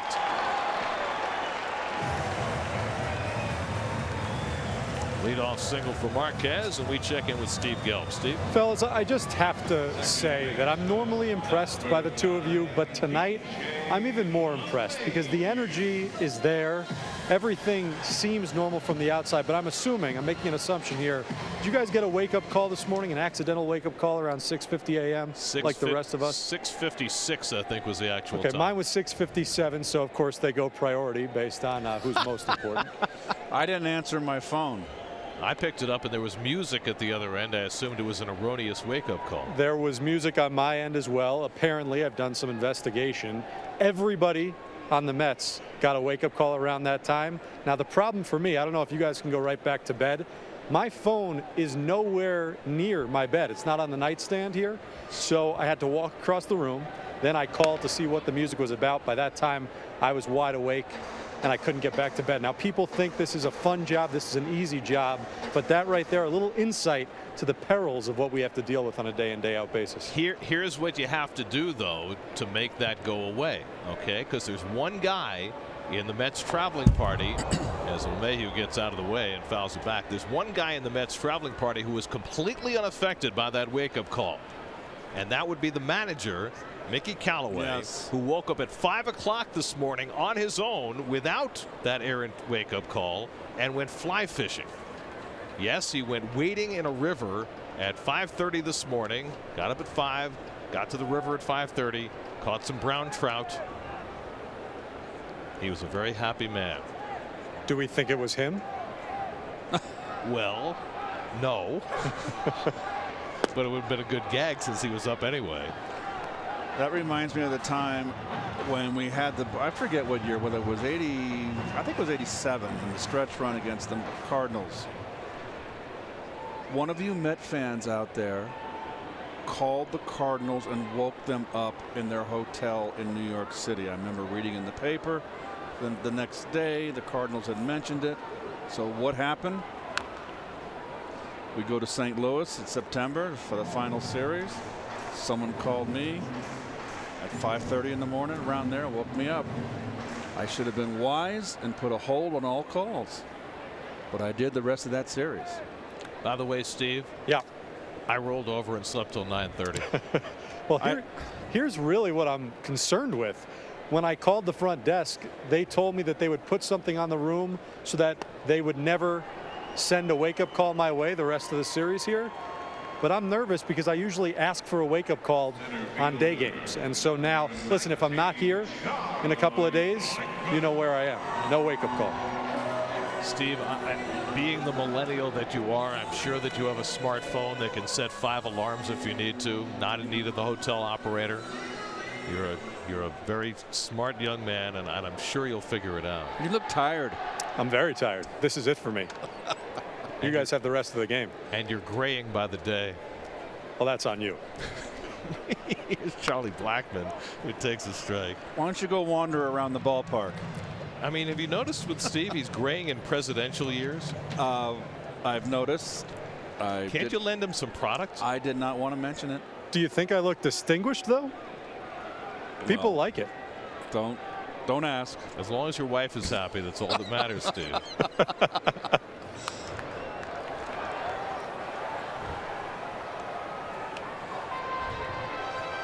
I think she's happy because I'm on the road right now.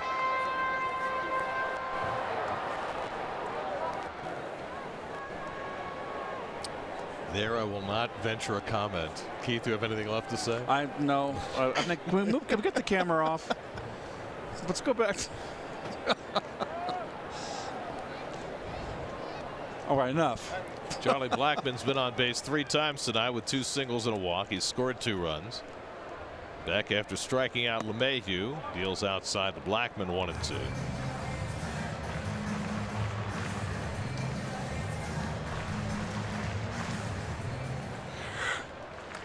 Well, this is the second time that Marquez is going to spend the better portion of an inning running the bases. Last time he did, he gave up 2 runs in the next half inning.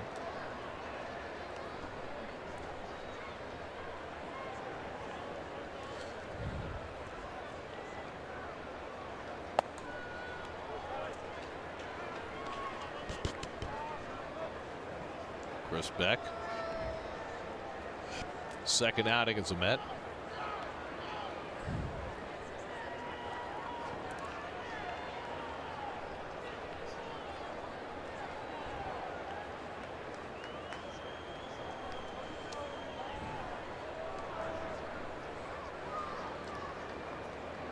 Two coming to Blackmon, and he misses ball 3. Chris Beck, who went to Georgia Southern University, facing Charlie Blackmon, who went to Georgia Tech.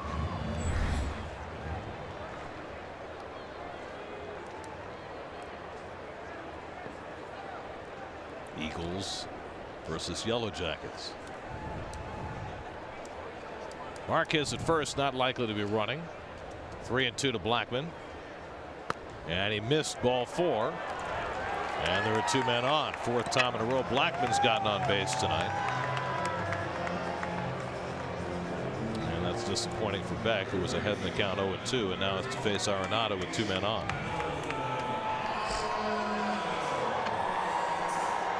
Arenado already has a double and a 2-run homer tonight.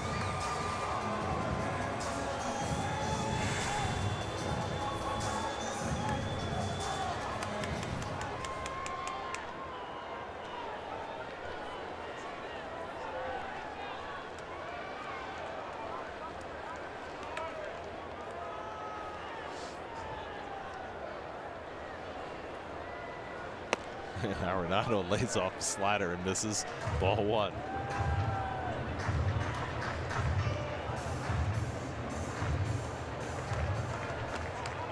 Nolan Arenado led the National League in both home runs and RBIs in 2015 and 2016. Not last year, though. He had a mere 37 homers and 130 RBIs. Of course, Mr. Stanton hit 59 last year. That one's up the middle, a base hit for Arenado. Marquez will be waved home, and he'll score without a throw. Arenado adds his 3rd RBI of the night, and it's 10-4 Colorado.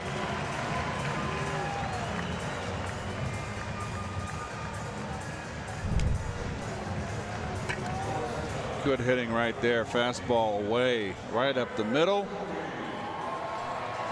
Marquez getting a workout here. Big wide turn at third base. Big long strides. Well, maybe Conforto would take a shot at him, but he opted to make sure that Blackman didn't advance past second. So the Rockies have now scored in 4 of the first 5 innings. They've got a 6-run lead. Now Trevor Story, who has an RBI single and a home run tonight, 2 for 3. Blackman at second, Arenado at first. And fastball strike to Story. Story having himself quite a year. See the runners on first and second. They say he's cut back on his swings. He still strikes out a lot. But to get 15 home runs and 54 RBIs out of him, that leads the Rockies in RBI. 16 and 56 now. He grounds that one in the hole. Rosario's going to play at third and gets it. Nicely done.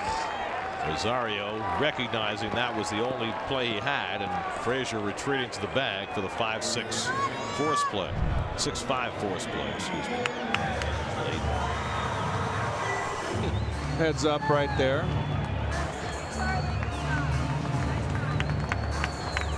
Everybody heads up on the play on the left side of the infield there.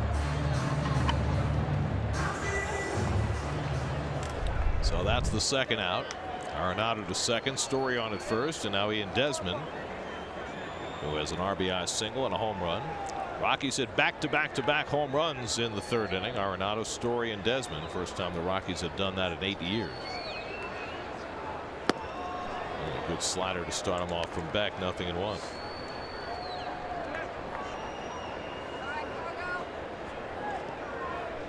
Desmond's home run was his 15th. Story hit his 16th. Arenado his 14th. Rockies now with 89 home runs for the year. They started the night 4th in the league in homers. And slider off the plate, a ball and a strike.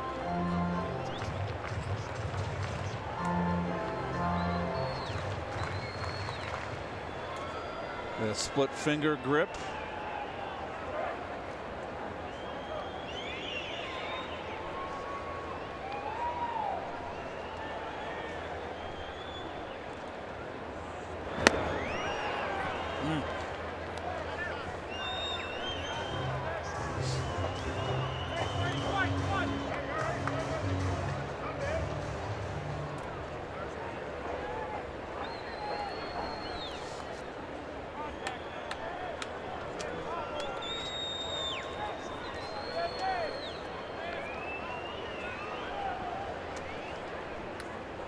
Beck 26 pitches deep in this 5th inning. Ahead on Desmond 1-2.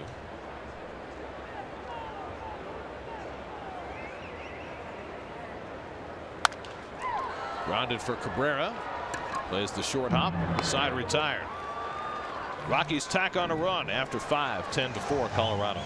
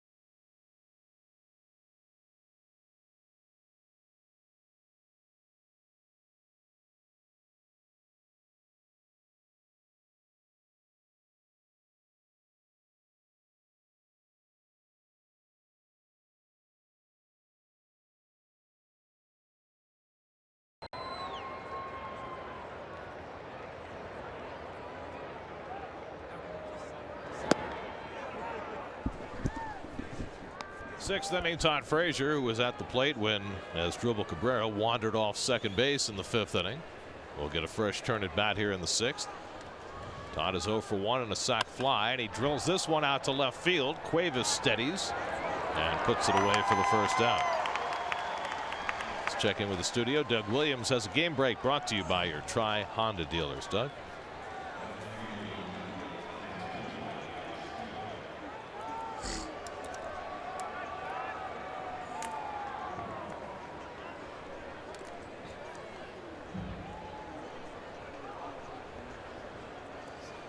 First game off the disabled list for Hill, who had been one of the 6 Dodgers starting pitchers on the disabled list.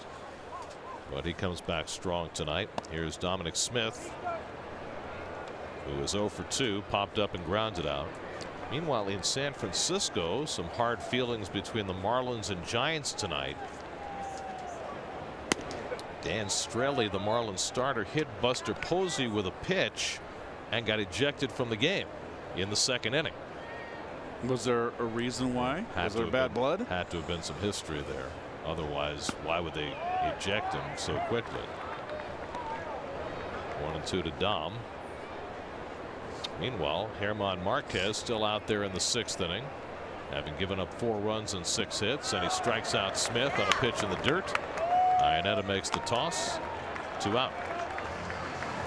4th strikeout of the night for Marquez.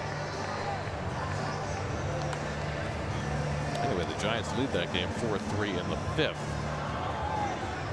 The Marlins have been a remarkably resilient group. They rallied for 3 in the 9th last night to beat the Giants.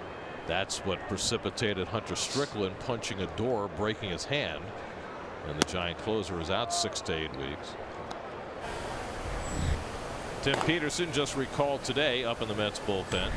He took Jay Bruce's roster spot when Jay went on the DL. Flores hits one past the mound. Story's got it and throws out Wilmer to end the inning. 1-2-3 inning for Marquez.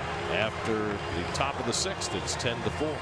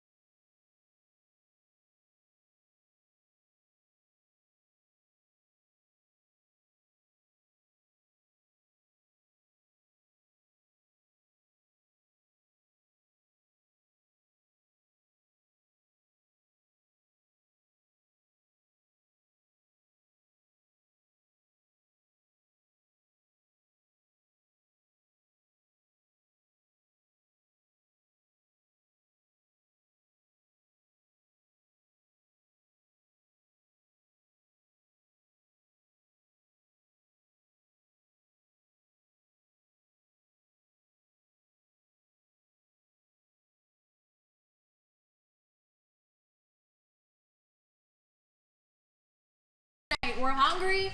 We're also cooking up some Knicks draft talk and some baseball reaction. We'll see you after Mets. Ouch. They have an actual grill in the studio? That might be breaking a few rules. I'm not telling.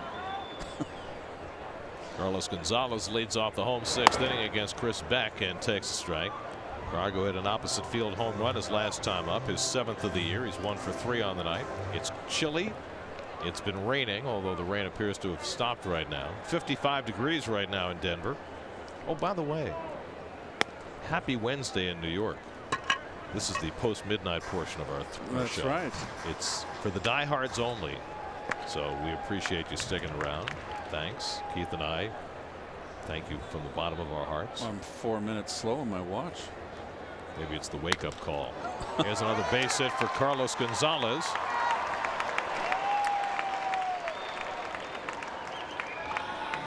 The 15th hit of the night for the Rockies.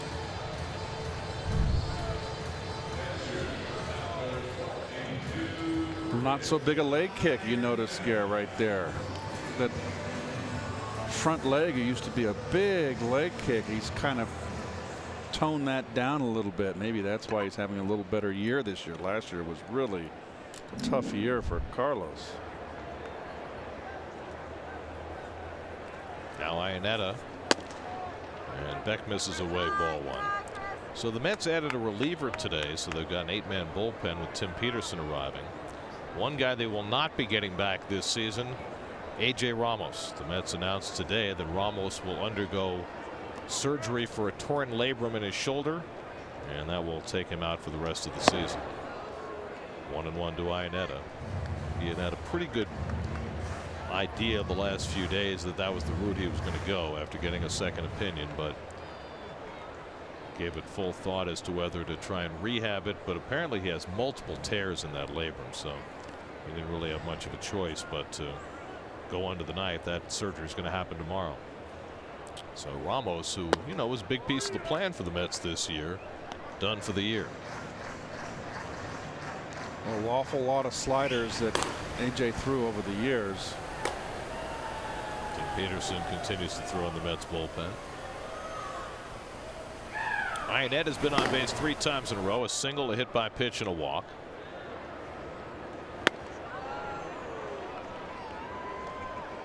It's the splitter from Beck, and it's 2-2. That split as a changeup.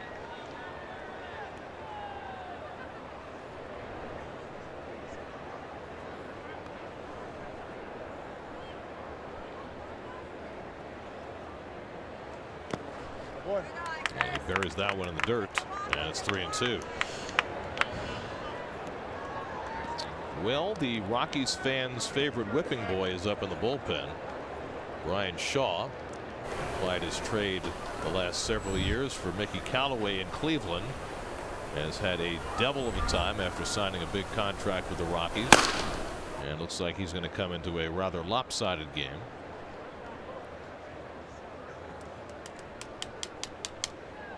I asked Mickey about Shaw yesterday, and he said there's nothing that he sees on video that really looks any different. But now I'll get a chance to see his whole charge up close.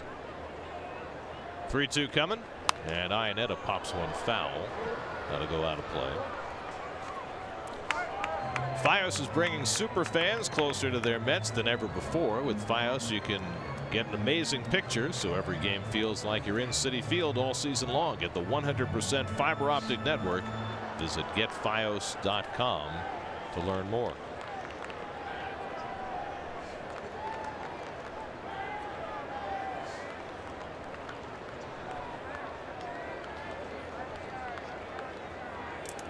Three-two coming to Iannetta. Gonzalez runs, and Iannetta fouls off the fastball.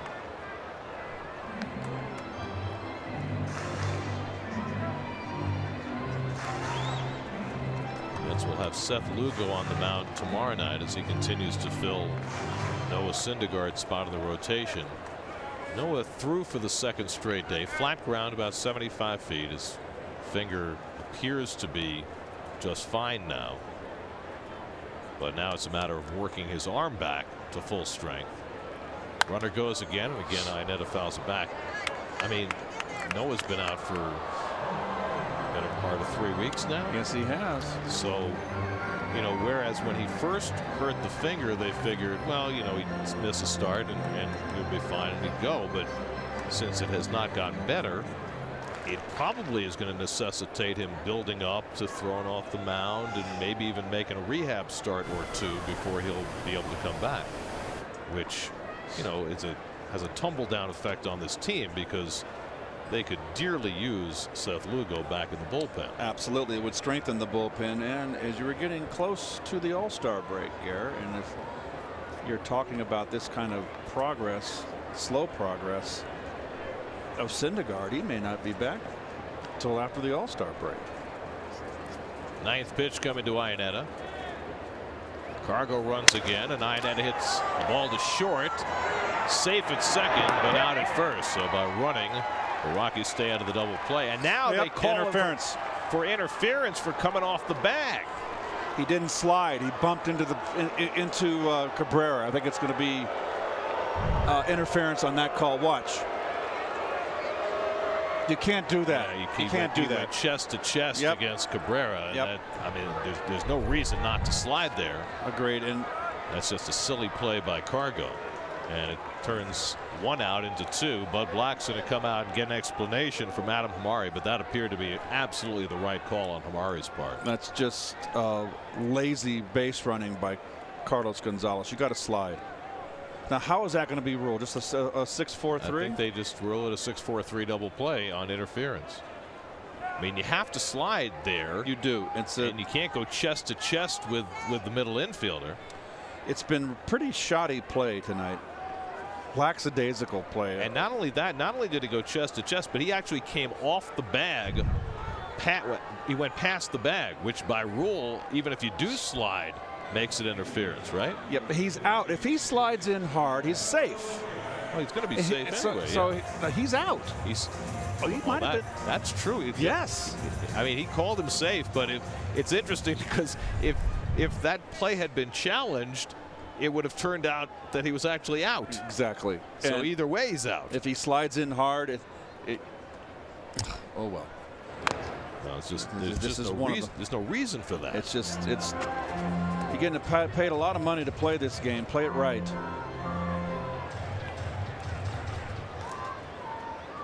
Well, it's a situation where you know you've got a chance to be safe. Just play the game the right way. When you assume, you know what that means. And he assumed the ball was going to go to first, and he got surprised. And if there was no interference on that play, that could have been a double play, as Gary mentioned. Challenged, and it would have been a double play. If he comes in hard and slides, he's safe. But as it was, because he went in standing, not only did he get called out for interference, but he was actually out. So either way, it's bad play. 0-2 to Cuevas with 2 out, and he just got a piece of that to stay alive on the splitter from Beck. Pitcher spot due up next. Ryan McMahon is out on deck to pinch hit if Cuevas keeps the inning going. And so Marquez, after 6 innings and 95 pitches, appears done for the night. And that's hooked in the air down the left field line, and it goes to the wall. And Cuevas has himself a 2-out double, his second double of the night.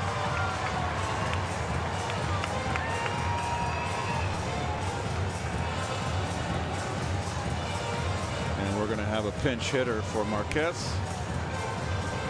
It's going to be McMahon. And here is the double. And boy, I tell you what, that's another, like an off-speed pitch, let go with one hand. They've peppered that corner down the line of this game, giving Dominic Smith a lot of action out there. Might need some oxygen before this one's over. 16 hits now for the Rockies. Cuevas with a couple of doubles.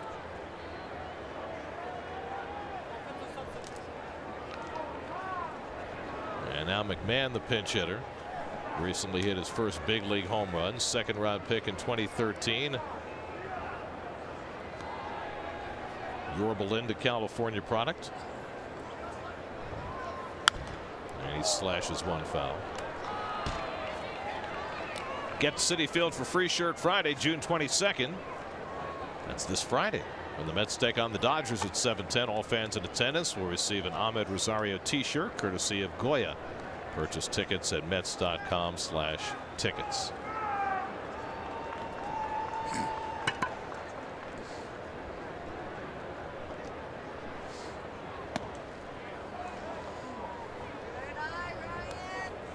One and one to McMahon, who's been in 45 games this year.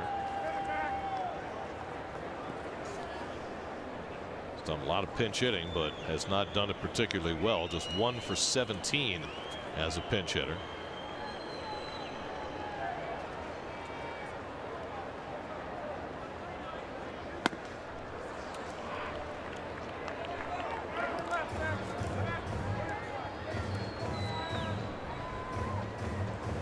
Rockies with 16 hits tonight, equaling the most they've had in a 9-inning game this year. And it's only the 6th inning. Their big inning was the 3rd when they hit 3 straight home runs and scored 6 runs. And McMahon goes down looking, side retired. So Beck works around a couple of hits in the 6th. 10-4 Rockies going to the 7th.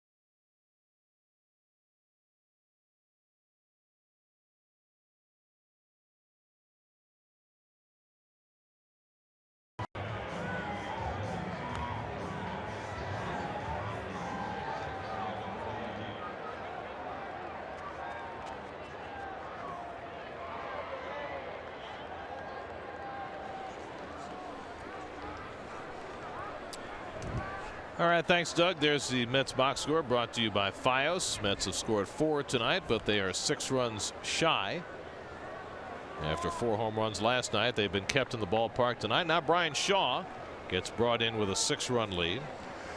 Well, he's one of the guys they brought over in the offseason to bolster the bullpen, and he has had a tough time of it. Scored upon 14 times in his NL leading 38 games, allowed a run in 9 of his past 13 games.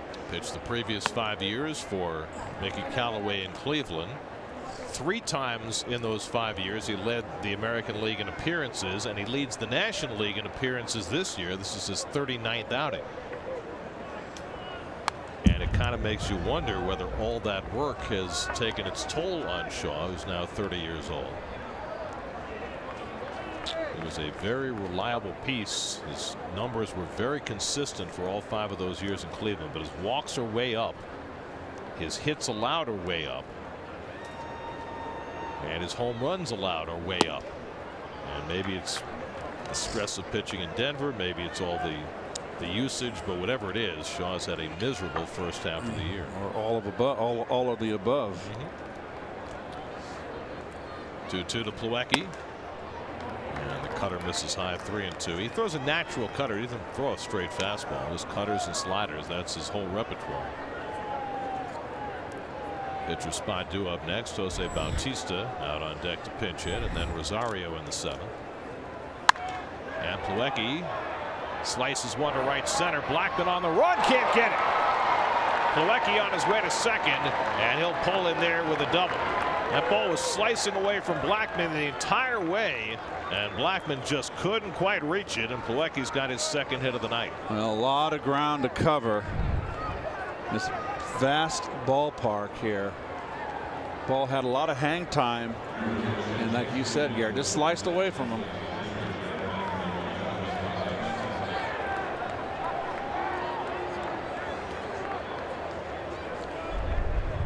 So the Mets have their 7th hit of the night.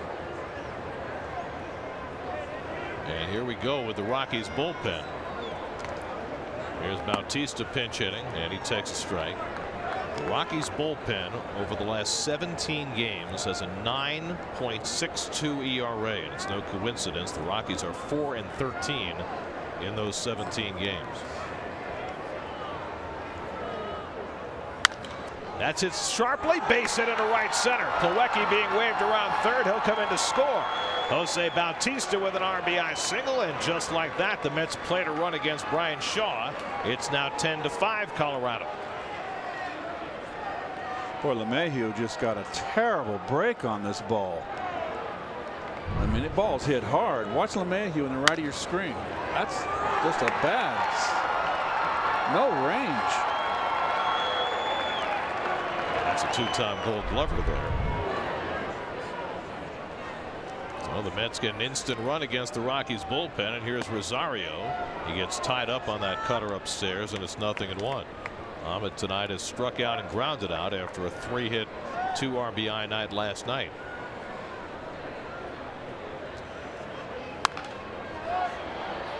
German Marquez was pretty good, but now the bullpen, and those are the guys who got all the money in the offseason. Wow. Rockies invested $100 million in their bullpen, and it's a guy who's not pictured there, Adam Ottavino, who's been the only successful reliever for Colorado this year. All the guys who got the big bucks have struggled big time. Rosario goes down swinging on the slider, and that's the first out of the inning.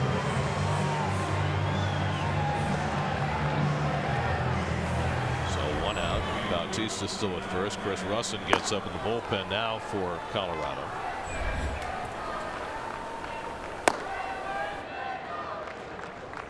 Brandon Nimmo's been on base twice tonight with a single and a walk, and he scored both times.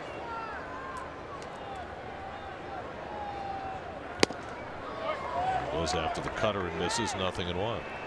Marquez went 6 innings, allowed 4 runs, 6 hits, 2 walks, 4 strikeouts, and now Steve Foster, the pitching coach, Bud Black, the manager, will just hold their breath for 8 more outs.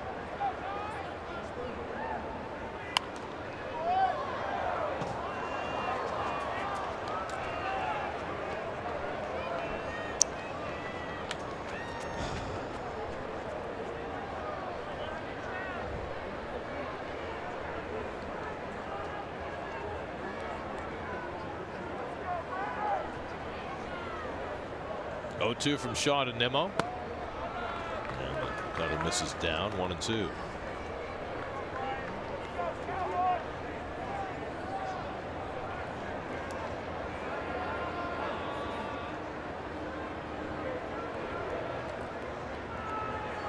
One-two coming. And that just misses. 2-2. As Drupal Cabrera waits on deck. Shaw looks like every pitch is an all-out, all-effort guy on every pitch. Over 500 appearances in his career. Nimmo 5 for 8 in this series, and he dribbles that one foul. Slider. Still 2-2.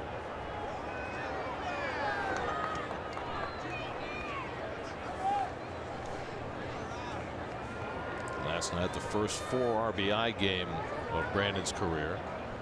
His second 4-hit game.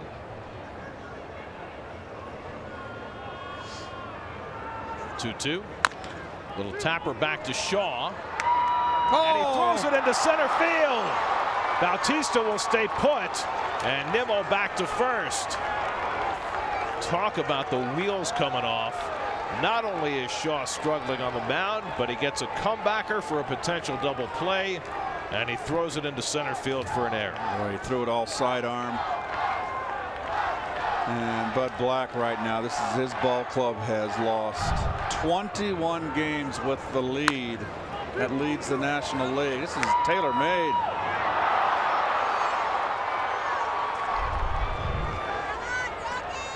So the Mets get a huge break there. Probably wouldn't have been a double play with Nimmo's speed, but certainly should have been the second out. So now first and second and one out for Cabrera, who has a couple of hits tonight. Both have gone to the opposite field. Home run here, Garrett. It's a 2-run ball game. Well, that's why, you know, we admonished folks earlier, this ballpark, and especially with this Rockies bullpen, there's plenty of baseball left to be played.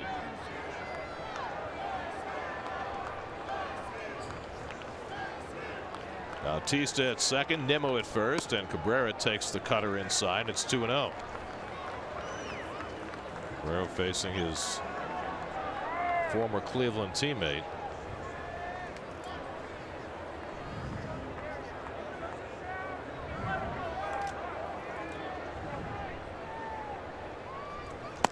And now 3-0. Oh boy. And it gets dicier by the moment. Adam Ottavino thinking about getting up.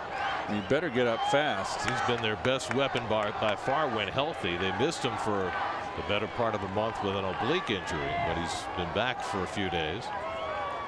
Taking all the way, a call strike, 3-1. I love the shots of the manager in the dugout with expressionless, stoic, when this game's about to blow up on him. Bud Black. But doing a lot of pacing. Now it's 3-1 to his dribble. And it's high, ball 4, and the bases are loaded. A double, a single, an error, and a walk. And the Mets need just one more base runner to get the tying run to the plate. And Bud Black has seen enough from his struggling right-hander. They'll bring in Chris Russin to face Michael Conforto. Boy, oh boy, what a nightmare season for Shaw. So the Rocky bullpen troubles continue. The Mets trying to take advantage. We'll be right back.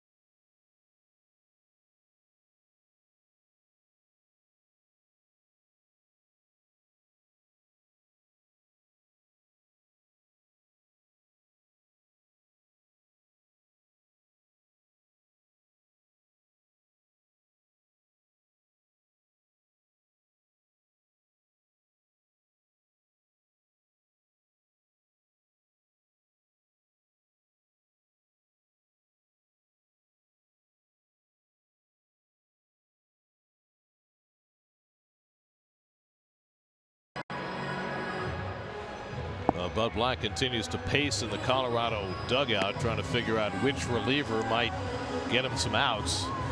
He's got a 5-run lead, but still 8 outs to get, and Chris Russin comes into a bases loaded jam in the top of the 7th. Well, look at that ERA. Another guy out of the bullpen with an ERA over 7, scored upon in 15 of 23 appearances.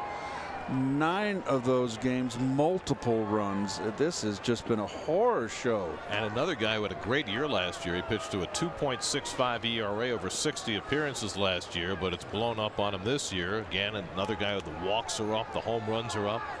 So a chance for Conforto with the bases loaded, facing the left-hander with 1 out. Michael has a single and a sacrifice fly tonight, 1 for 2. And Russin starts him off with a fastball for a strike. Didn't have to be. I thought that ball was a little high. 43.1% inherited runners have scored against the Rocky bullpen this year. All-time high. That's an incredibly high number. And Conforto takes the cutter on the inside corner. And it's 0-2. Well, there's your fastball in that we don't see enough of when you've got lefties against lefties, righties against righties. Michael had 3 hits against left-handers last night. Down to the count here, 0-2 with Frazier on deck. Bautista, the lead runner at third, trying to get Russin's attention. Quick pitch, and he struck him out. That threw Michael off right there. So Russin, quick pitching Conforto, gets the second out. Completely threw him off. It accomplished what he wanted to do. He lost his focus.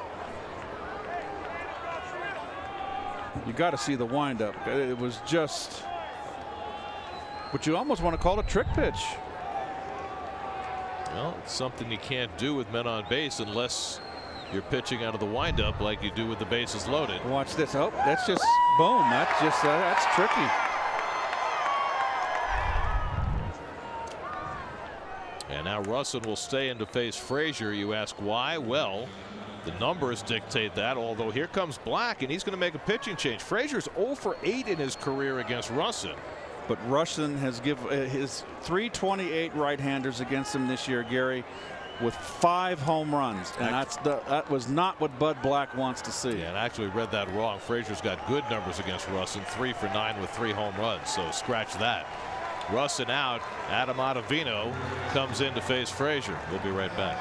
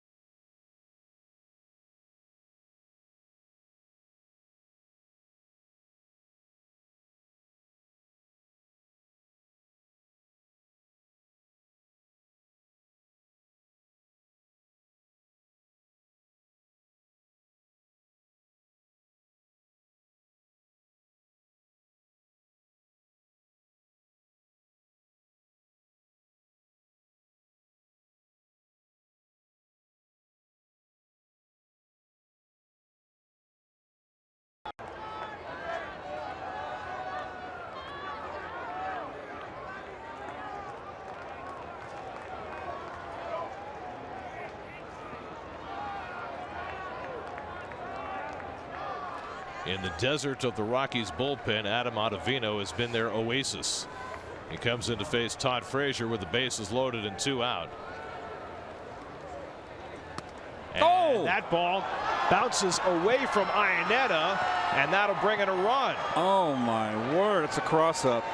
I mean, that just was completely boxed. That's a cross up.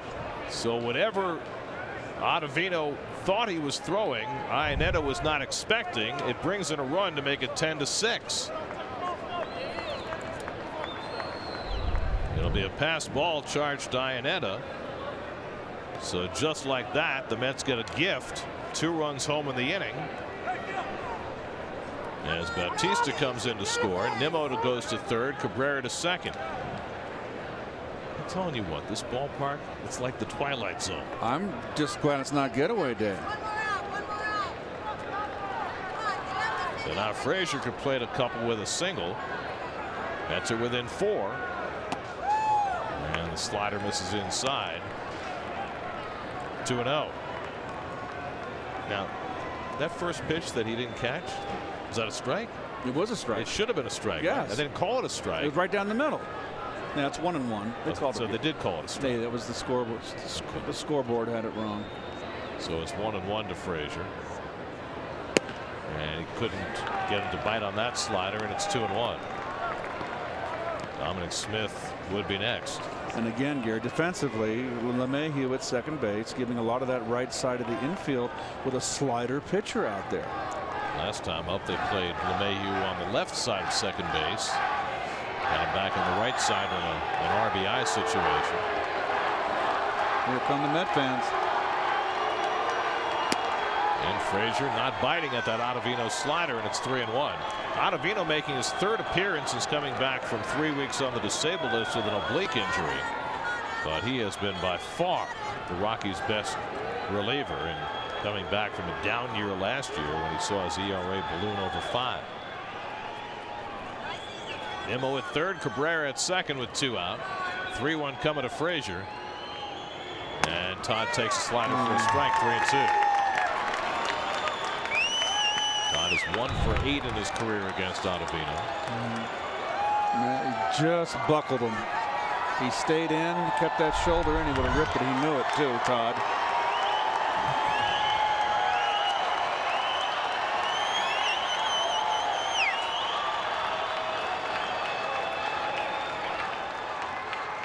Three-two coming, and he bounces one slowly. Ottavino off the mound makes the play to end the inning. So after all those sliders, he got him with a fastball. Mets settle for 2. They trail 10-6.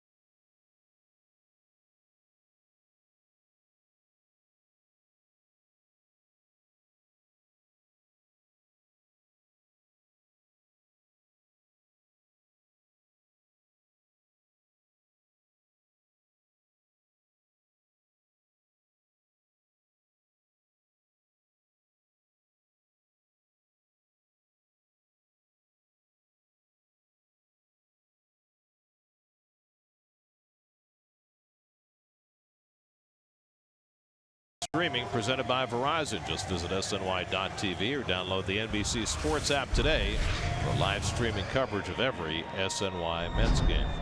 Tim Peterson, just back from the minor leagues today, comes on to pitch in the bottom of the 7th. Pitched against the Braves in his first outing, twice against the Cubs at home. Got sent back down. This is his first appearance since coming back. DJ LeMahieu up for the 5th time, top of the batting order for the Rockies, who once led this game 9-2. Now they've seen their lead shrink to 10-6. It has been a classic Coors Field affair. Peterson, the 4th Met pitcher of the night. Right at the shortstop. Rosario's got it, and he throws out LeMahieu, 1 away. Chris Beck did okay in relief. He worked 2 innings, gave up 4 hits, but only 1 run. Helped out by that bad base running by Carlos Gonzalez. Walked 1 and struck out 2. It's piecing together their bullpen after Jason Vargas got chased in the 3rd inning. Vargas gave up 7 runs and 9 hits over 2 1/3. Hansel Robles gave up 2 runs over an inning and 2/3. Now Charlie Blackmon has already been on base 4 times tonight with 2 singles and 2 walks.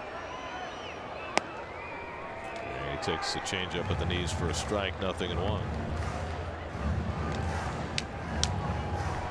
Blackmon was slumping coming into the night. He is unslumping tonight. Full shift on. Ooh, threw that fastball by Peterson, 0-2. Threw it by the batting champ. Peterson, 20th round draft pick by the Mets in 2012 out of the University of Kentucky.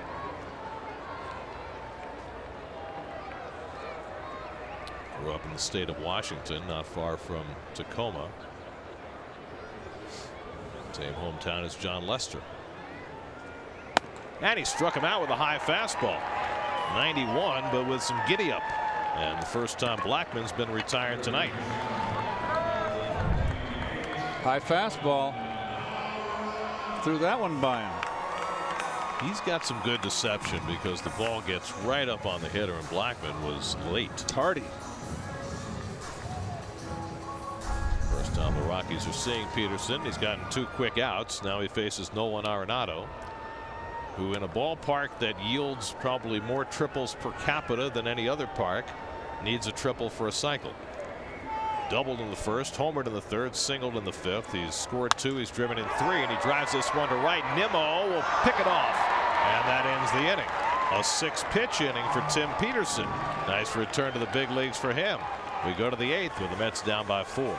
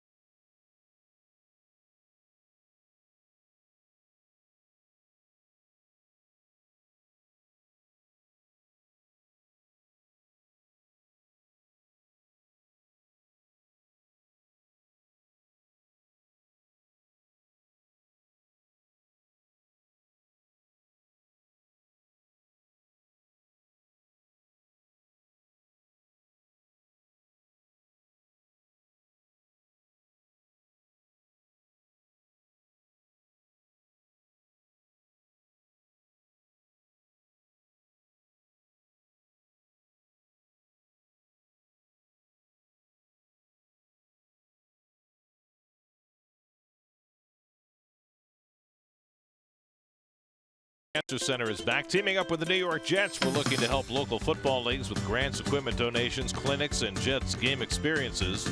Does your league need assistance? Apply today at sny.tv/playball. Adam Ottavino got the final out in the 7th, stays on for the top of the 8th to face Dominic Smith, who's gone 0 for 3 tonight, and takes a slider low and in for ball 1. Ottavino came into a bases loaded jam in the 7th, got Frazier on a comebacker after falling behind him. Well, actually, 2 guys came in. Russin struck out Conforto with the bases loaded on the quick pitch. So they got some good relief in that lucky number 7 for them. Well, what'll be interesting is to see how far Bud Black can go with Ottavino, who's been his one reliable guy. Of course, Wade Davis is their closer. And Bud just took a deep breath right there. Should I or shouldn't I? I think he's got to bring in Wade Davis in the 9th inning. If it's a 4-run lead, you can't hold the lead with 4 runs.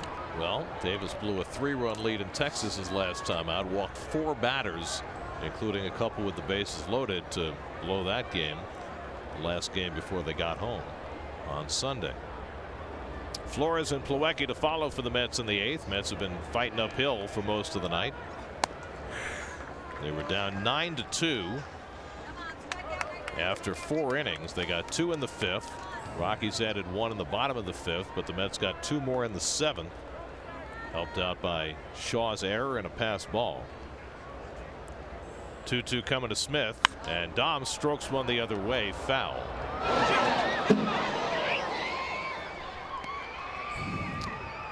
I love the way he runs away like I got the ball like he stole it. He just takes a hike. There should be a foul ball for just about everybody left. 10:44 in the evening here. There's been a lot of rain. We had an hour 20-minute rain delay at the start.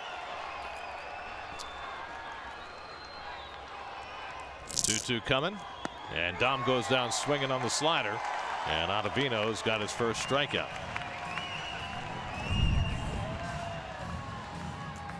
Interesting that Ottavino has more of a flat slider against right-handers, but he gets on top of the slider against the lefties. You can't throw that flat slider to left-hand hitters if you're a right-hand pitcher. So pitch he's throwing more than ever, fewer fastballs, more sliders this year, and it's helped him immensely. Throws a fastball to start off Flores and gets a strike. Wilmer had a double to right center and scored in the 2nd. Since then, he struck out and grounded out. Adam Ottavino, New York native, went to the Berkeley Carroll School in Brooklyn. And he ties up Wilmer with that up and in slider, and it's 0-2.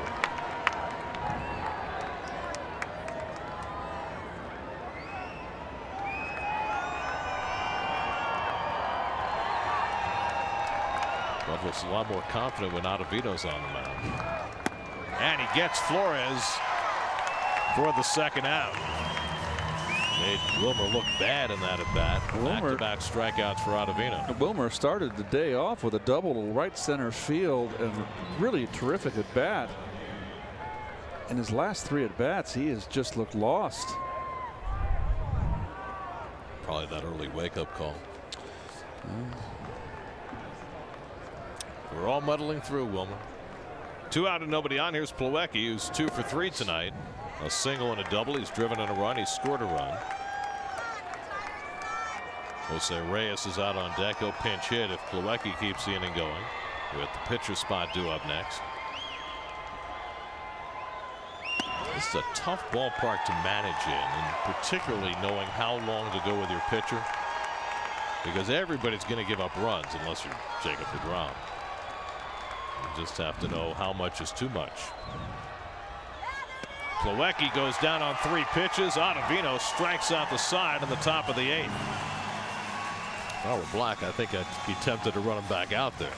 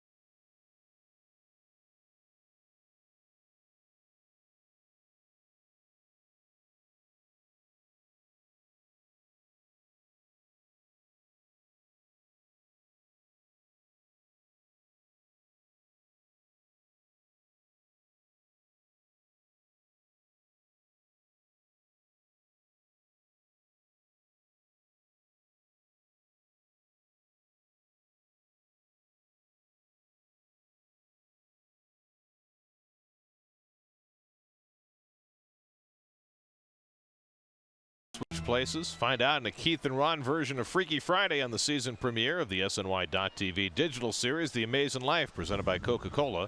Watch it now at SNY.TV/Coca-Cola. Bud Black and Adam Ottavino talking it over. After Ottavino faced 4 and retired 4, they do get their closer Wade Davis up in the bullpen. 10-6 Rockies as we go to the bottom of the 8th. Trevor Story leads off against Tim Peterson, who worked a 1-2-3 7th. And Story attacks the first pitch fastball and fouls it off. Story was part of those back-to-back-to-back home runs the Rockies hit back in the 3rd. He was right in the middle between Arenado and Desmond. He also had a pop fly single that fell in the 1st when Nimmo lost it in the twilight. That drove in a run as well. So Story now has 56 runs batted in, which leads the National League. Peterson finds the corner. He's looking very sharp. 0-2. Not afraid to throw his fastball. That's for sure. Ian Desmond on deck. Then Carlos Gonzalez. 4th big league appearance for the 27-year-old Tim Peterson.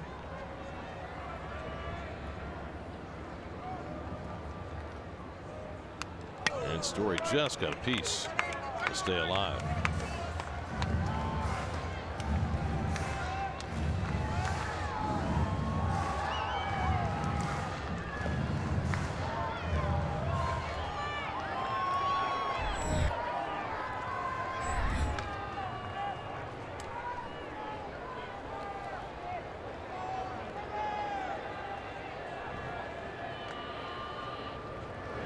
Story pokes one foul.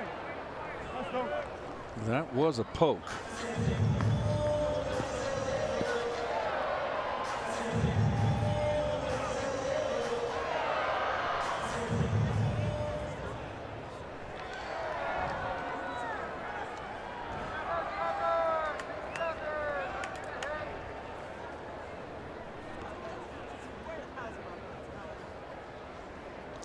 Two. Fouls off that fastball. There's got to be something about Peterson that leads hitters to not see that ball until late. Or he's got one of those sneaky fastballs, Gary. We used to see it all the time with Addison Reed. Like Peterson, who was throwing 91 miles an hour, but threw it by people. And Peterson's done that so far tonight. Oh, good eye, Trav, good eye. Bounces the changeup to the backstop, and it's 1-2.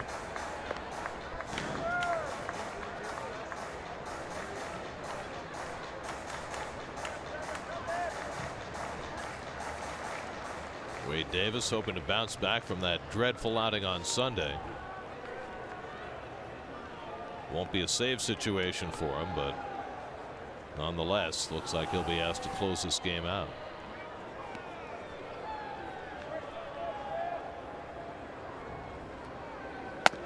Maybe there should be a special rule for Coors Field that a 4-run lead would be considered a save situation. Those guys in the 10-gallon hat are still here. All the water might be 15 gallons by now.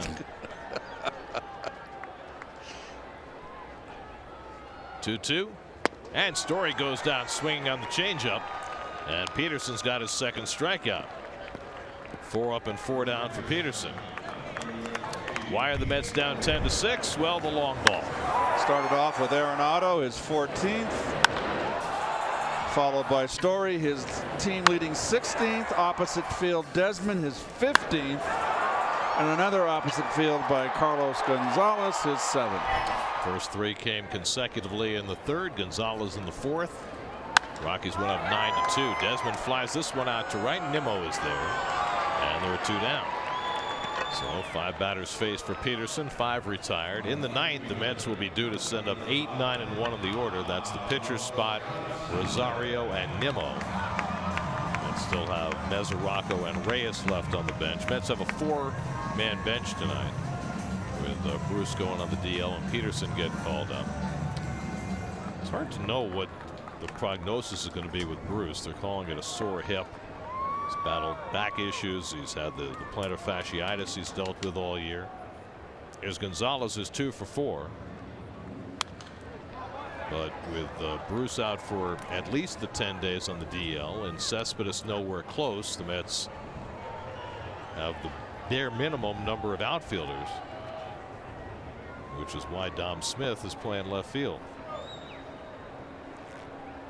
With a glove that's not broken in. That's amazing. A lot of balls hit his way tonight. And that's not a criticism of Dom. He's a first baseman.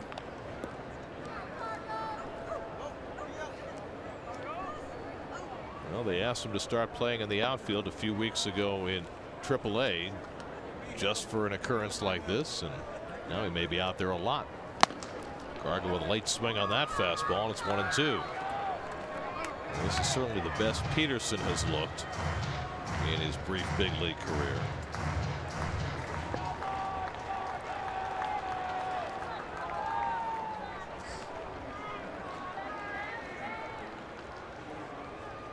One-two coming, and he struck him out with a changeup. Nice job by Tim Peterson. 2 perfect innings with 3 strikeouts. We go to the 9th. Mets down by 4.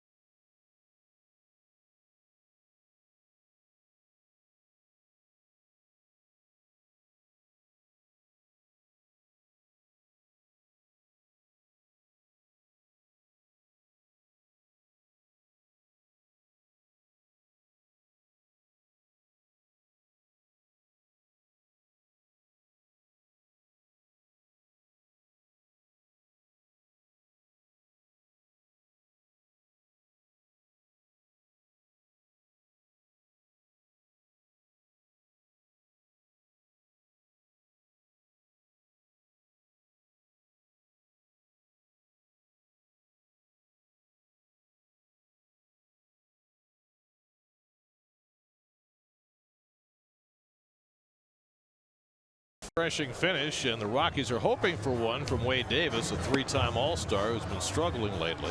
His last outing, he had control issues in Texas, but 20 of 24 saves so far this year. See if he can prevent this club from blowing their 22nd lead. Non-save situation for him tonight. Game 3 of this series tomorrow night. Seth Lugo goes for the Mets. Chad Bettis for the Rockies. Our coverage begins at 8 o'clock tomorrow night right here on SNY, or tonight if you're in the Eastern time zone, as we're pushing 1 o'clock in the morning. Jose Reyes pinch hits, trying to get something started as he did in Arizona on Sunday. And he takes the first pitch down from Davis, ball 1. Reyes, then Rosario and Nimmo for the Mets in the 9th.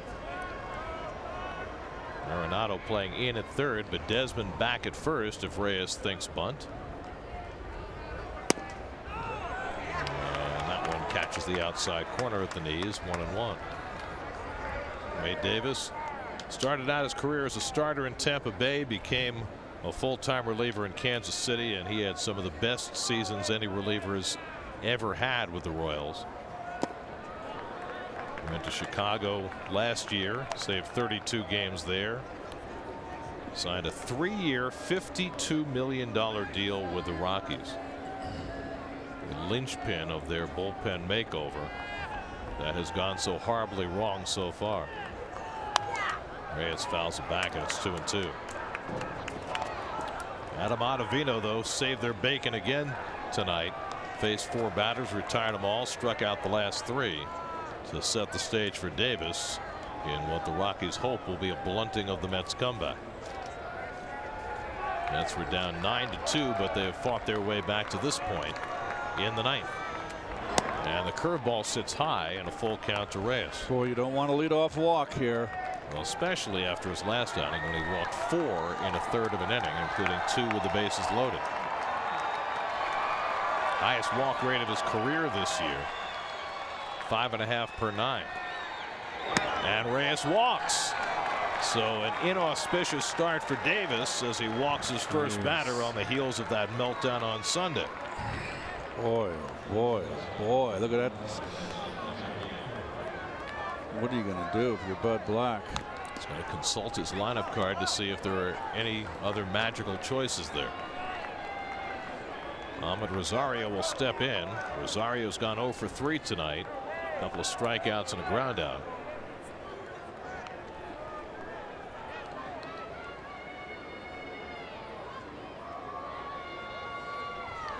And Ahmed takes a cutter for a strike, 0-1.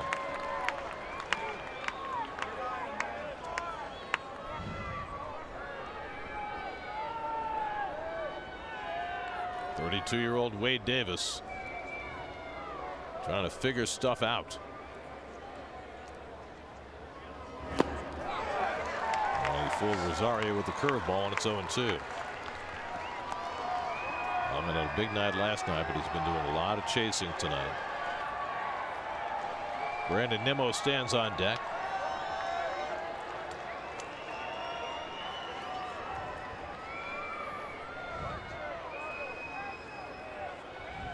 Oh-2 coming. Chopped slowly. Arenado in on the backhand. Running throw is no good. It goes down the line. Reyes to third. Rosario to second. And the Mets are in business. Second and third and nobody out. Rosario might have beaten it out anyway, but Arenado made the bad throw to compound it. And the Mets have things going. It's an infield hit, an error on Arenado. Well, it's the first time I've seen him make a miscue.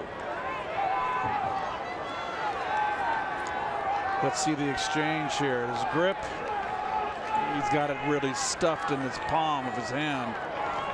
Threw a changeup to first base. No chance for Desmond. So the Mets need one more base runner to get the tying run to the plate. Brandon Nimmo, the batter. Second and third, nobody out.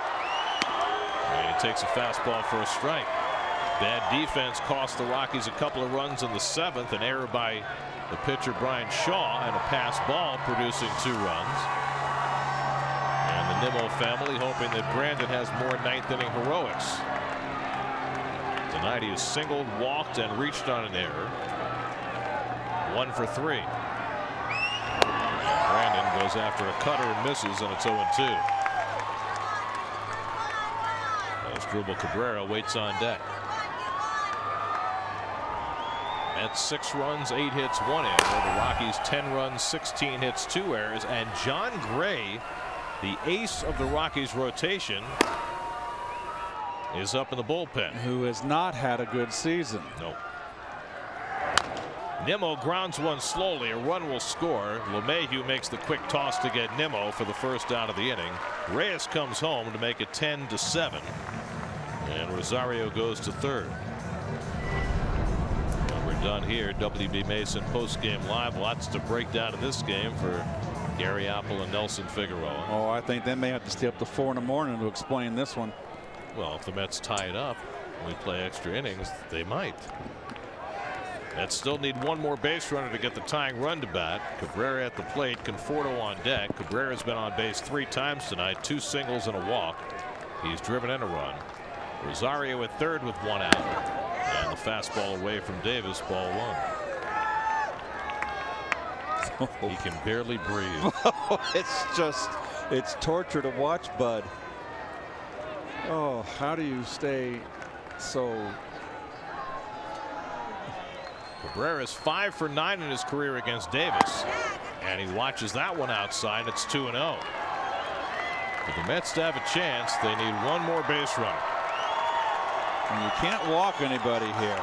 And he's already walked one, and he's been walking a lot lately. 2-0 to Cabrera. And as Dribble bounces one down to first, Desmond makes the toss to Davis. Rosario comes home, but now the Mets are down to their final out. It's now 10-8, but 2 out and nobody on.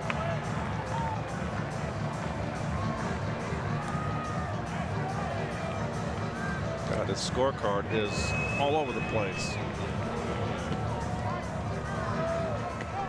So now it's left to Conforto trying to get a board for Frazier. Mets still need a bloop and a blast. They've whittled a 7-run deficit down to 2, but now they've run out of breathing room. Of course, this is exactly where the Mets were Sunday afternoon, down 2 runs with nobody on and down to their final out. And Conforto takes a fastball for a strike. Michael tonight 1 for 3 and a sacrifice fly. Have scored 30 runs now in their last 4 games. And Davis ahead on the count 0-2.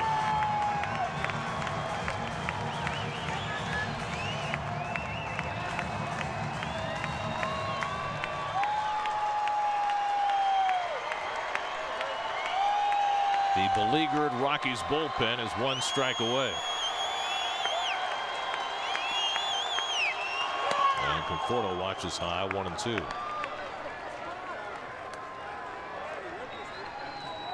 on, right here, right here. Come on, one more strike,